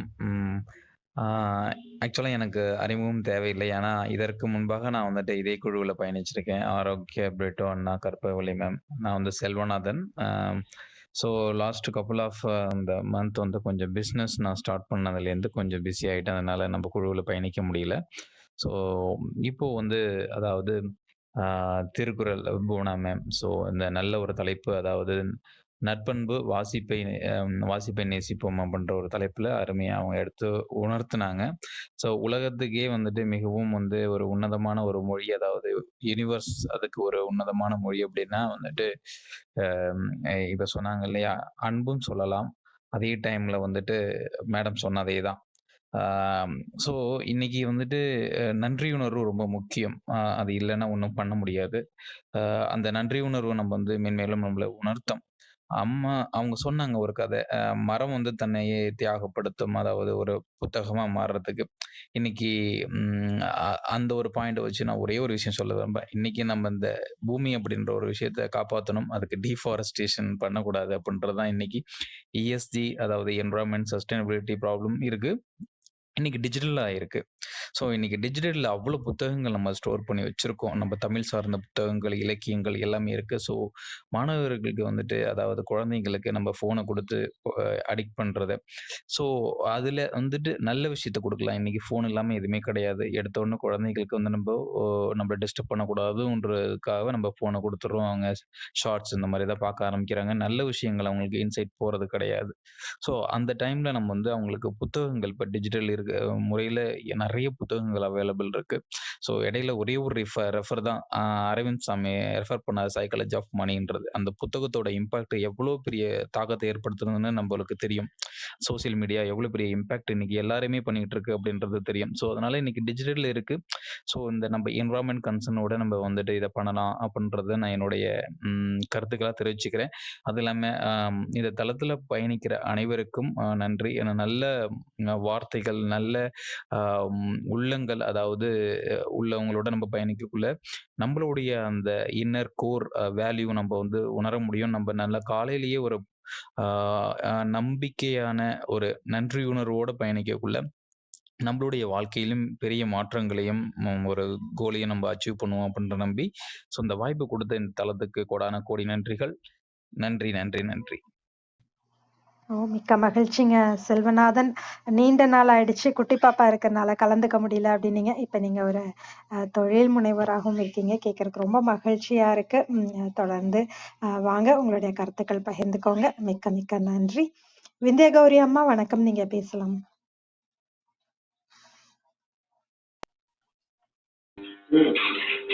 அனைவருக்கும் வணக்கம். அம்மாவோட சிறப்புரை ரொம்ப அருமையா இருந்தது. உலக பொதுமறையாம் திருக்குறள் உலக புகழ் பெற்றது. தமிழுக்கும் தமிழர்களுக்கும் பெருமை சேர்க்கக்கூடிய ஒரு நல்ல நூல். அந்த திருக்குறளை கதையா ரொம்ப சிறப்பா சொன்னது அருமையம்மா. நூலை நம்ம வாசிக்கணும், அதுலேயும் குறிப்பா நல்ல நூல்களை தான் நம்ம வாசிக்கணும். அந்த வாசிப்பு நம்மளை நல்வழிப்படுத்தும். செய்நன்றி அறிதல் ரொம்ப ரொம்ப முக்கியம். இன்றைய உலகத்துல அது குறைஞ்சுக்கிட்டே இருக்குது. அதெல்லாம் நீங்க எடுத்துரைத்தது அருமை அம்மா. வாழ்த்துக்கள் அம்மா. நன்றி. உங்கள் அன்பான வாழ்த்துக்கும் கருத்துக்களுக்கும் நன்றிங்க அம்மா. நித்யாதேவி வணக்கம், நீங்க பேசலாம். அனைவருக்கும் உற்சாகமான காலை வணக்கம். நல்லா சிறப்பான ஒரு புத்தகம், நம்மளுடைய வாழ்வியல் நெறி, அதுக்கான புத்தகம். அப்படியே உங்களுடைய பேரையும் அப்படியே இணைச்சிருக்கீங்க. ரொம்ப சிறப்பான தகவல்கள்ல நிறைய கொடுத்தீங்க. நன்றி உணர்தல் பத்தி சொன்னீங்க. நன்றி கண்டிப்பா இருக்கணும். எங்க போனாலும் ஒரு என்ட்ரி இருந்தாலும் அது நன்றி இல்லைன்னா அது என்னவோ அப்படின்ற மாதிரி சொல்லணும். நன்றி உணர்தலுக்கு நான் மாயாஜாலம்னு ஒரு புத்தகம் கூட படிச்சேன். அதுல ஒவ்வொரு விஷயத்துக்குமே நன்றி சொல்லிட்டே இருக்கும் அந்த புத்தகம். அவ்வளவு சிறப்பா இருக்கும். நம்ம இந்த வாழ்க்கையில வாழ்றோம் அப்படின்னு சொன்னா, மரங்கள், ஆறுகள், மலைகள் இதுகளெல்லாம் யோசிச்சு பார்த்தோம்னா, மரம் தன்னோட பழத்தை எப்பயுமே சாப்பிட்டது கிடையாது. ஆறு தன்னோட நீரை பருகுனது கிடையாது. நம்ம மட்டும் ஏன் நமக்குன்னு இருக்கோம்னு தெரியல. ஆனா நம்ம இங்க பயணிக்கிற நபர்கள் அப்படி இருக்க மாட்டாங்க. ஏன்னு கேட்டா, நம்ம ஒத்த கருத்துடைய ஒரு உச்ச நிலையை அடையக்கூடிய ஒரு உன்னதமான ஒரு நிலையில் இருக்கக்கூடிய மனித பிறவி. இந்த மனித பிறவியும் தெய்வீக பிறவியா மாறணும் அப்படின் போது இந்த திருக்குறள் வழியா நம்ம பார்க்கும் பொழுது, அறத்தை நம்ம எந்த அளவு அற வழியில நம்ம சம்பாதிக்கிற ஒரு பொருள் இன்பத்தை தரும். அறம் பொருள் இன்பம்னு சொல்லுவாங்க. அழகான புத்தகத்தை, அழகான தகவல்கள். அதுலயும் அந்த குழந்தைய போய் அந்த பறவைய பாக்குறது, அந்த விஷயங்கள் எல்லாம் சொல்லும் பொழுது நானும் அதுவாவே மாறினேன்னா பாத்துக்கோங்க. அவ்வளோ அருமையான அந்த ஒரு எக்ஸ்பிரஷன் செம்மையா இருந்தது. ஒவ்வொரு தகவல்களும் தரவுகளும் சிறப்பா இருந்தது. என்ன நீண்டு கொண்டே இருக்கே பேச்சு, ஆனா கேட்டுக்கொண்டே இருக்கலாம் அப்படின்ற மாதிரி இருந்தது. மென்மேலும் வளர வேண்டும். வாழ்த்துக்கள் சகோதரி. நன்றி, வணக்கம். உங்கள் அன்பான வாழ்த்துக்கும் கருத்துக்களுக்கும் மிக்க நன்றி. அருள் சேவியர் சார் வணக்கம், நீங்க பேசலாம். வணக்கம் வணக்கம். அனைவருக்கும் இனிய காலை வணக்கம். நன்றிகள் மேடம். ஏன்னா அவங்க நீண்ட நாள் பிறகு கடைசியா அவங்க ஒரு கதை சொன்னது ஞாபகம் இருக்கு. ஒரு பஸ்ல பேருந்துல பயணிச்சுட்டு இருக்கும்போது ஒருத்தர் இறங்குற ஸ்டாப்பு, இந்த ஸ்டாப், அந்த ஸ்டாப்பை கரெக்டா இந்த ஸ்டாப் தான் இறக்கி விட்டுருக்கு. அப்போ ஒரு திருக்குறளோட ஒப்பிட்ட ஒரு கதை எனக்கு ஞாபகம் இருக்கு.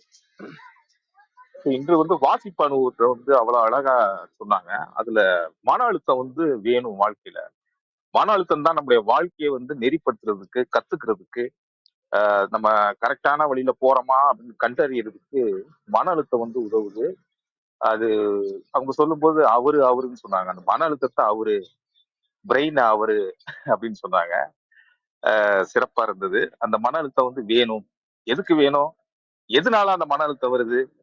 ஏதோ நம்ம கற்ற தவறினோம், இல்ல செய்ய தவறுறோம். அதை கத்துக்கிறதுக்கு, செய்யறதுக்கு அந்த அழுத்தம் தேவைப்படுது. அது சுய அழுத்தமா, மன அழுத்தமா? அந்த மன அழுத்தம் இருந்தா தான் அந்த செயலை செம்மவே நம்ம செய்யறதுக்கு ஒரு வாய்ப்பா அமையும் அப்படிங்கிறத அவ்வளவு அழகா சொன்னாங்க. அந்த மன அழுத்தம் குறைவதற்கு நமக்கு அந்த ஞானத்தை அறியறதுக்கு நமக்கு அந்த புத்தகங்கள் தேவைப்படுது. அந்த புத்தகங்களை அதை வாசிக்கணும் அப்படிங்கிறத கரெக்டா கொண்டு அதை கோர்வையா முடிச்சாங்க. அதே மாதிரி அந்த மரக்கதை சொல்லும் பொழுது நிறைய என்னடா என்னதான் அந்த மரம் வந்து என்னதான் சொல்ல வருது அப்படின்னு யோசிச்சுக்கிட்டே இருந்தேன். ஒரு அரண்மனைக்கு நான் வந்து பயன்படுறத விட நான் வந்து இந்த உலக மக்கள் எல்லாத்துக்கும் பயன்படணும் அந்த மாதிரி உபயோகப்படுத்திக்கங்க, என் உயிரை எடுத்துக்கங்கன்னு அந்த மரம் சொல்லும் பொழுது கடைசியில அந்த ஞானி என்ன செய்யணும்னு தெரியாம அவரு தியானம் பண்ணி இது எப்படி யோசிச்சு கரெக்டா வந்து அடுத்த நாள் அந்த மரத்துக்கிட்ட ஆஹ் இந்த மாதிரி காகிதமா பயன்படுறதுக்கு. ஏன்னா எத்தனையோ ஞானிகள் சான்றோர்கள் எத்தனையோ பேர் வந்து தன்னுடைய கருத்துக்களையும் அனுபவங்களையும் ஒரு புத்தக வடிவா எழுதுறதுக்கு ஒரு காகிதம் தேவைப்படுது. அந்த காகிதத்தினால உலக மக்கள் அனைவரும் வாசித்து பயனடைவாங்க, அவங்களும் ஞானம் பெறுவாங்க, அவங்க வாழ்க்கையும் நல்லா செம்மையா இருக்கும். அதனால அந்த மரத்துக்கு அந்த காகிதத்துக்காக உன்னை பயன்படுத்தினோடனே அந்த மரம் உடனே இப்பவே நான் தயார் அப்படின்னு சொன்னது கதை நல்ல அருமையான கதை. அது நேற்று தான் அவங்க யோசிச்சு எழுதுனேன் அப்படிங்கும் போது அவங்களுக்கே கொஞ்சம் மகிழ்ச்சியா இருந்தது சொன்னாங்க.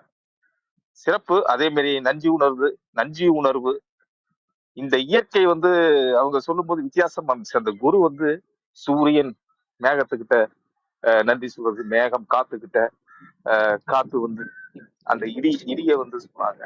அப்படி திரும்ப மழை வந்து பூமிக்கு வருது, அந்த பூமி தாய் வந்து மண்ணு வந்து உறிஞ்சிகள் அந்த நீரை உறிஞ்சுது.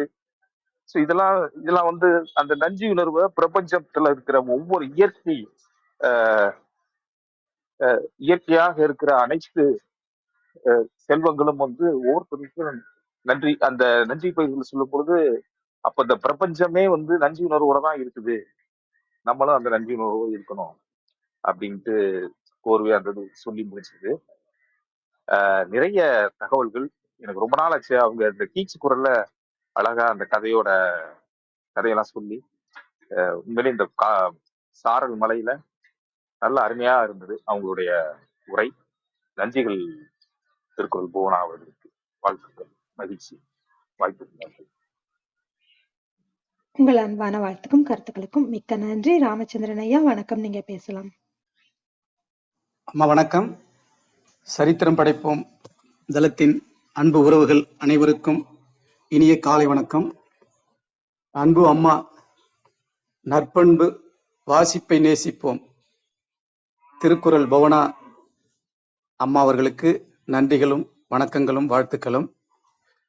அம்மா அவர்கள் அதாவது இந்த தமிழறிஞர்களை வந்து நம்ம படிக்கிற காலத்தில் கேள்விப்பட்டிருக்கோம். இவங்க மாஸ்டர் ஆஃப் ஆல் சப்ஜெக்ட்.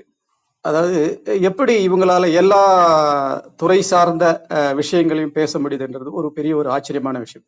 இது தமிழ் அறிஞர்களுக்கு கிடைத்த ஒரு மிகப்பெரிய ஒரு பொக்கிஷம் அதை நான் கருதுகிறேன். அம்மா அவர்கள் என்ற திருக்குறளை இந்த சமூகத்திற்கு கொண்டு சென்றால் எத்தகைய மாற்றத்தை எல்லாம் உருவாக்க முடியும் என்பது பற்றி நல்ல அரிய கருத்துக்களை எல்லாம் அளித்து சென்றார். குறிப்பாக இந்த குழந்தைகளுக்கு கதை மூலமாக நாம் இந்த திருக்குறளை கற்றுவிக்க வேண்டும் என்பதில் அம்மா அவர்கள் சேவை செய்து கொண்டிருக்கிறார். அதற்காக அம்மா அவர்களுக்கு நன்றிகள். முதலில் அதாவது இந்த வாசிப்பு என்பது எப்படி தொடங்க வேண்டும் என்பது பற்றி அம்மா முதலில் நம்ம ஆன்மீகம் அறம் சார்ந்த ஒரு விஷயத்து மூலம் ஆரம்பித்து பிறகு நாம் மற்ற விஷயங்களை எல்லாம் தெரிந்து கொள்ளலாம் என்பது போன்ற விஷயங்களை அம்மா சொன்னாங்க. அதே மாதிரி பெரும்பாலான இந்த கண்டுபிடிப்புகள் எல்லாம் சாதித்த சாதனையாளர்களுடைய இதெல்லாம் பார்த்தீங்கன்னா அறையில பார்த்தீங்கன்னா நம்முடைய தமிழ் அறிஞர்களுடைய புத்தகம் பெரும்பாலும் இருப்பதான ஒரு செய்தியை நம்முடைய அம்மா அளித்து சென்றார்கள். இது ஒரு பெரிய விஷயம். இப்போ உள்ள காலகட்டத்துல நாம் தமிழ் குழந்தை தமிழ் தெரியாது அப்படின்றது ஒரு பெருமையா சொல்லக்கூடிய இச்சூழலில், ஆனால் தமிழ் அறிந்தால் நாம் இந்த உலகத்தையே நல்ல ஒரு பாதைக்கு கொண்டு செல்லலாம். எவ்வளவு தொழில்நுட்பம் வளர்ந்தாலும் அந்த தொழில்நுட்பம் எல்லோருக்கும் பயனுடையதாக இருக்க வேண்டும். அப்படி இருக்க வேண்டும் என்றால் நாம் திருக்குறளை படிக்க வேண்டும் என்ற நல்ல ஒரு கருத்துக்களை அம்மா மூலமாக தெரிந்து கொள்ள முடிந்தது. அதே போன்று என்ன வளம் இல்லை இந்த திருநாட்டில் ஏன் கையை ஏந்த வேண்டும் வெளிநாட்டில் என்பது போன்ற நம்ம ஒரு பாடல் வரிகள்ல பார்த்திருக்கோம். அது மாதிரி பல பொக்கிஷங்கள் நம்ம தமிழ்ல கொட்டி கிடக்குது. அதை நம்ம பிள்ளைங்களுக்கும் நாமும் தெரிந்து கொண்டு இந்த சமூகத்திற்கு அதை நாம் அழித்து செல்ல வேண்டும் என்று பல நல்ல அற்புதமான தமிழ் தொடர்பான விஷயங்களை அம்மா மூலமாக தெரிந்து கொண்டேன். அம்மா அவர்களுக்கு நன்றிகளும் வணக்கங்களும் வாழ்த்துக்களும். தங்கள் சேவை தொடர வேண்டும். நல்ல ஒரு சமூகத்தை நீங்கள் இந்த திருக்குறளை கதை மூலமாக குழந்தைகளுக்கும் மற்றவர்களுக்கும் எடுத்து சென்று ஒரு சமூக மாற்றத்தை உருவாக்க வேண்டும் என்று கூறி நன்றி கூறி விடைபெறுகிறேன். நன்றி, வணக்கம். வாழ்க வையகம், வாழ்க வளம். உங்கள் அன்பான வாழ்த்துக்களுக்கும் கருத்துக்களுக்கும் மிக்க நன்றிங்க ஐயா. அன்பு சார் வணக்கம், நீங்க பேசலாம். அனைவருக்கும் வணக்கம். ஸோ இன்னைக்கு நம்ம திருக்குறள் புவனா மேடம் அவர்களுடைய உரை மிக அருமை. இந்த IQ, EQ, AQ and SQ பற்றி ரொம்ப அருமையாக சொன்னாங்க. Intelligent quotient, emotional quotient and adaptability quotient and spiritual கோஷன்ட்டை பற்றி அந்த வாசிப்பதால் வந்து நம்மளுக்கு எல்லாமே வந்து ஞானம் கிடைக்கும், அறிவு விருத்தியாகும், பல அரிய விஷயங்களை சொன்னாங்க. மூளை பலப்படும், கம்ஃபர்ட் ஜோன் வந்து மூளையை வளர விடாது. இந்த மாதிரி பல அரிய கருத்துக்களை அழகாக சொன்னாங்க. அந்த இலக்கியம் படிப்பதால் வந்து அந்த மிரர் ஆஃப் லைஃப், அந்த ஃபவுண்டேஷன் ஆஃப் லைஃப் வந்து இம்ப்ரூவ் ஆகும், நம்மளோட வாழ்க்கையை பிரதிபலிக்கும். வாசிப்பு தான் வாழ்க்கை, உணர்வு எல்லாமே நல்ல டெவலப் ஆகும், இம்ப்ரூவ் ஆகும், மூளை பலம் பெறும், அந்த குவாண்டம் ஃபிசிக்ஸு, அந்த பல லைஃப் அனுபவங்கள்லையும் மேம்படும். அரிய கருத்துக்களை பல சூப்பராக அழகாக சொன்னாங்க. வாழ்க்கையில் கடைப்பிடிக்க வேண்டிய அற்புதமான விஷயங்களை ரொம்ப அழகாக நிகழ்த்திய ஒரே அருமை. வாழ்த்துக்களும் நன்றிகளும். உங்கள் அன்பான வாழ்த்துக்களுக்கும் கருத்துக்களுக்கும் மிக்க நன்றி. காசி ஆறுமுகம் வணக்கம், நீங்க பேசலாம். அனைவருக்கும் இனிய காலை வணக்கம். அம்மாவோட குரலை கேட்ட ரொம்ப நாள் ஆச்சு. ஒரு இனிமையான குரல் வளம் அவங்களுக்கு. எப்போவுமே நம்மளுக்கு வந்து சொல்லும் போது வந்து பார்த்திங்கன்னா, அவங்களோட அந்த குழந்தை தினமாக அவங்க சொல்லும்போது, நம்மளுக்கு கதை சொல்லும்போது நம்மளுக்கு எளிதில் வந்து உள்ள உணர்வுபூர்வமாக கலந்துரும். அந்த அளவுக்கு அவங்களோட குரல் வளம் இருக்கும். இன்றைக்கி வந்து அவங்க கதை சொல்லும்போது அந்த மரம் வந்து காகிதத்தை கொடுக்கறதுக்கு அந்த குரு வந்து கேட்கும்போது, அந்த கதையை வந்து நேற்று தான் அவர் யோசித்து எழுதினேன் அப்படின்னாங்க. அந்த அளவுக்கு யோசித்து நம்மளுக்கு இன்றைக்கி காலையில் வந்து ஒரு அன்பு பரிசு அவங்க கொடுத்தாங்க. உண்மையிலே வந்து புத்தகங்கள் வந்து எந்த அளவுக்கு வந்து வீரியமிக்கவை அப்படிங்கிறதுக்கு அந்த ஒரு உதாரண கதை வந்து நல்லா இருந்தது. இந்த புத்தகம் தான் அந்த உலகத்தை வந்து மாற்றக்கூடிய வல்லமை பொருந்தியது வந்து புத்தகம் தான். புத்தகங்கள் மூலம்தான் பல பேரை வந்து நம்ம வந்து எல்லா விதமான ஒரு மாற்றத்துக்கும் கொண்டு வர முடியும். அவங்கள வாசித்து அதை உணர்வுபூர்வமாக அணுகும்போது தான் அந்த மாற்றங்கள் எல்லாமே நடைபெறும். அதே மாதிரி வந்து நன்றியை பற்றியும் சொல்லியிருந்தாங்க. அந்த உலகம் வந்து இந்த பிரபஞ்சமே வந்து அந்த நன்றிங்கிற ஒரு மொழியில தான் இருக்குது அப்படிங்கிற மாதிரி. அந்த ஒரு இதுவும் சிறப்பாக இருந்துச்சு. அந்த பசியின் மூலமாக அந்த நன்றி எப்படி கொண்டு வந்தாங்க அப்படிங்கிறத சொல்லியிருந்தாங்க. அதுபோக வந்து அந்த நமக்கு பிடிச்சத வந்து நம்ம எப்படி இன்டெலிஜென்ட்டாக பண்ணுவோம், நம்மளுக்கு பிடிச்ச விஷயத்த அது மற்ற விஷயங்களை வந்து நம்ம எப்படி கற்றுக்கணும் அப்படிங்கிற மாதிரியும் அவங்களோட உரைகள்லாம் எல்லாம் சிறப்பாக இருந்துச்சு. வாசிப்புங்கிறது வந்து எந்த அளவுக்கு நம்ம வளர்ச்சிக்கு மட்டும் இல்லை, இந்த நம்ம சமூகம் சார்ந்த வளர்ச்சிக்கும் எந்த அளவுக்கு உதவியாக இருக்கும் அப்படிங்கிறது அம்மாவோட அந்த உரைகள் மூலம் நம்ம கேட்க முடிஞ்சது. மிக்க நன்றி. சரித்திரமடை குழுவிற்கும் நன்றி. உங்கள் அன்பான வாழ்த்துக்கும் கருத்துக்களுக்கும் மிக்க நன்றி. வேறு யாருக்காவது கருத்துக்கள் இருந்தா பகிரலாம். நான் ஒரு விஷயம் சொல்ல மறந்துட்டேன். ஆக்சுவலா இன்னைக்கு எலான் மாஸ்க்கு தெரியாத நபர்களே கிடையாது. அவர் ஆரம்ப காலகட்டத்தில் பார்த்தீங்க அப்படின்னா, அவர் ஒரு நாளைக்கு வந்துட்டு 2 ஹவர்ஸ் அவர் ஸ்பெண்ட் பண்ணுவாராம். ஸோ அன்னைக்கு படித்து அவர் ஸ்பெண்ட் பண்ணதுனால தான் இன்னைக்கு நம்மளால கூட இமேஜினேஷன் பண்ண முடியல. 320 பில்லியன் அவருடைய அசெட் ஒர்த்து. அன்னைக்கு நம்ம பில்கேட்ஸ் வந்துட்டு பார்த்தீங்க அப்படின்னா 100 பில்லியன் வந்துட்டு நம்ம நினைச்சோம் அது பெரிய அமௌண்ட்டு. இந்த உலகத்திலேயே யாரும் சாதிக்கக்கூடிய முடியாத விஷயத்த செஞ்சாங்க. அதாவது ப்ராப்ளத்தை ஃபைண்ட் அவுட் பண்ணி சொல்யூஷன் வந்து கொடுக்குறாங்க. அந்த ப்ராப்ளத்துக்கு சொல்யூஷன் நீங்கள் கண்டுபிடிக்கணும் அப்படின்னா நீங்கள் புத்தகம் படித்தா கண்டிப்பாக உங்களுடைய அதாவது அந்த ஆழ் மனதின் சக்தின்ற ஒரு புத்தகம் கூட நான் படிச்சிருக்கேன். அந்த ஆள் மனதில் பதியக்குள்ள நம்மளுக்கான அந்த டெசிஷன் மேக்கிங் அது ரொம்ப இம்பார்ட்டண்ட். அதை ஈஸியாக நம்ம எடுத்துட முடியும். ஏன்னா டெஸ்லாவோட ஒரு 4th ஸ்டேஜில் இருக்கக்கூடிய நபர் எனக்கு ஒரு ஃப்ரெண்டாக இருக்காங்க. ஸோ அவர் சொன்னார், எலன் மாஸ்க் பார்த்தீங்க அப்படின்னா எவ்ரி 1 minute to 5 minutes ஒரு ப்ரோக்ராம் வச்சுருப்பாராம். ஒரு நிமிஷம் கூட வேஸ்ட் பண்ண மாட்டார். ஸோ அதனால புத்தகம் படிங்க, உங்கள் வாழ்க்கையை மேன்மைப்படுத்தும். அதுபோல் உங்களோட இகிகாய் என்ன அப்படின்றத கண்டிப்பாக நீங்கள் கண்டுபிடிக்கணும்.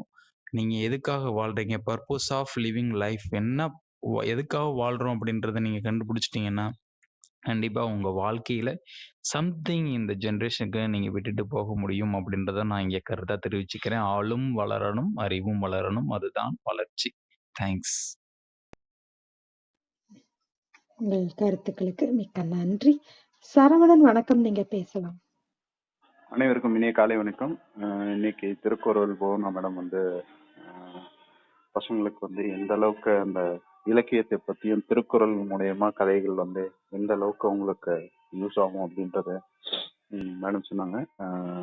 நேரம் போட்டால் அவங்களுடைய லைஃப் நல்லா இருக்கும் அப்படின்றது மேடமோட சொற்பொழிலிருந்து தெரிஞ்சது. அவர்களுக்கு வாழ்த்துக்கள். நன்றி.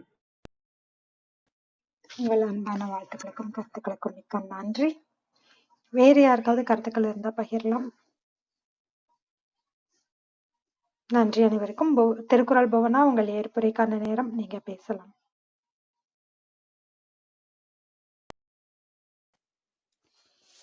அனைவருக்கும் வணக்கம்.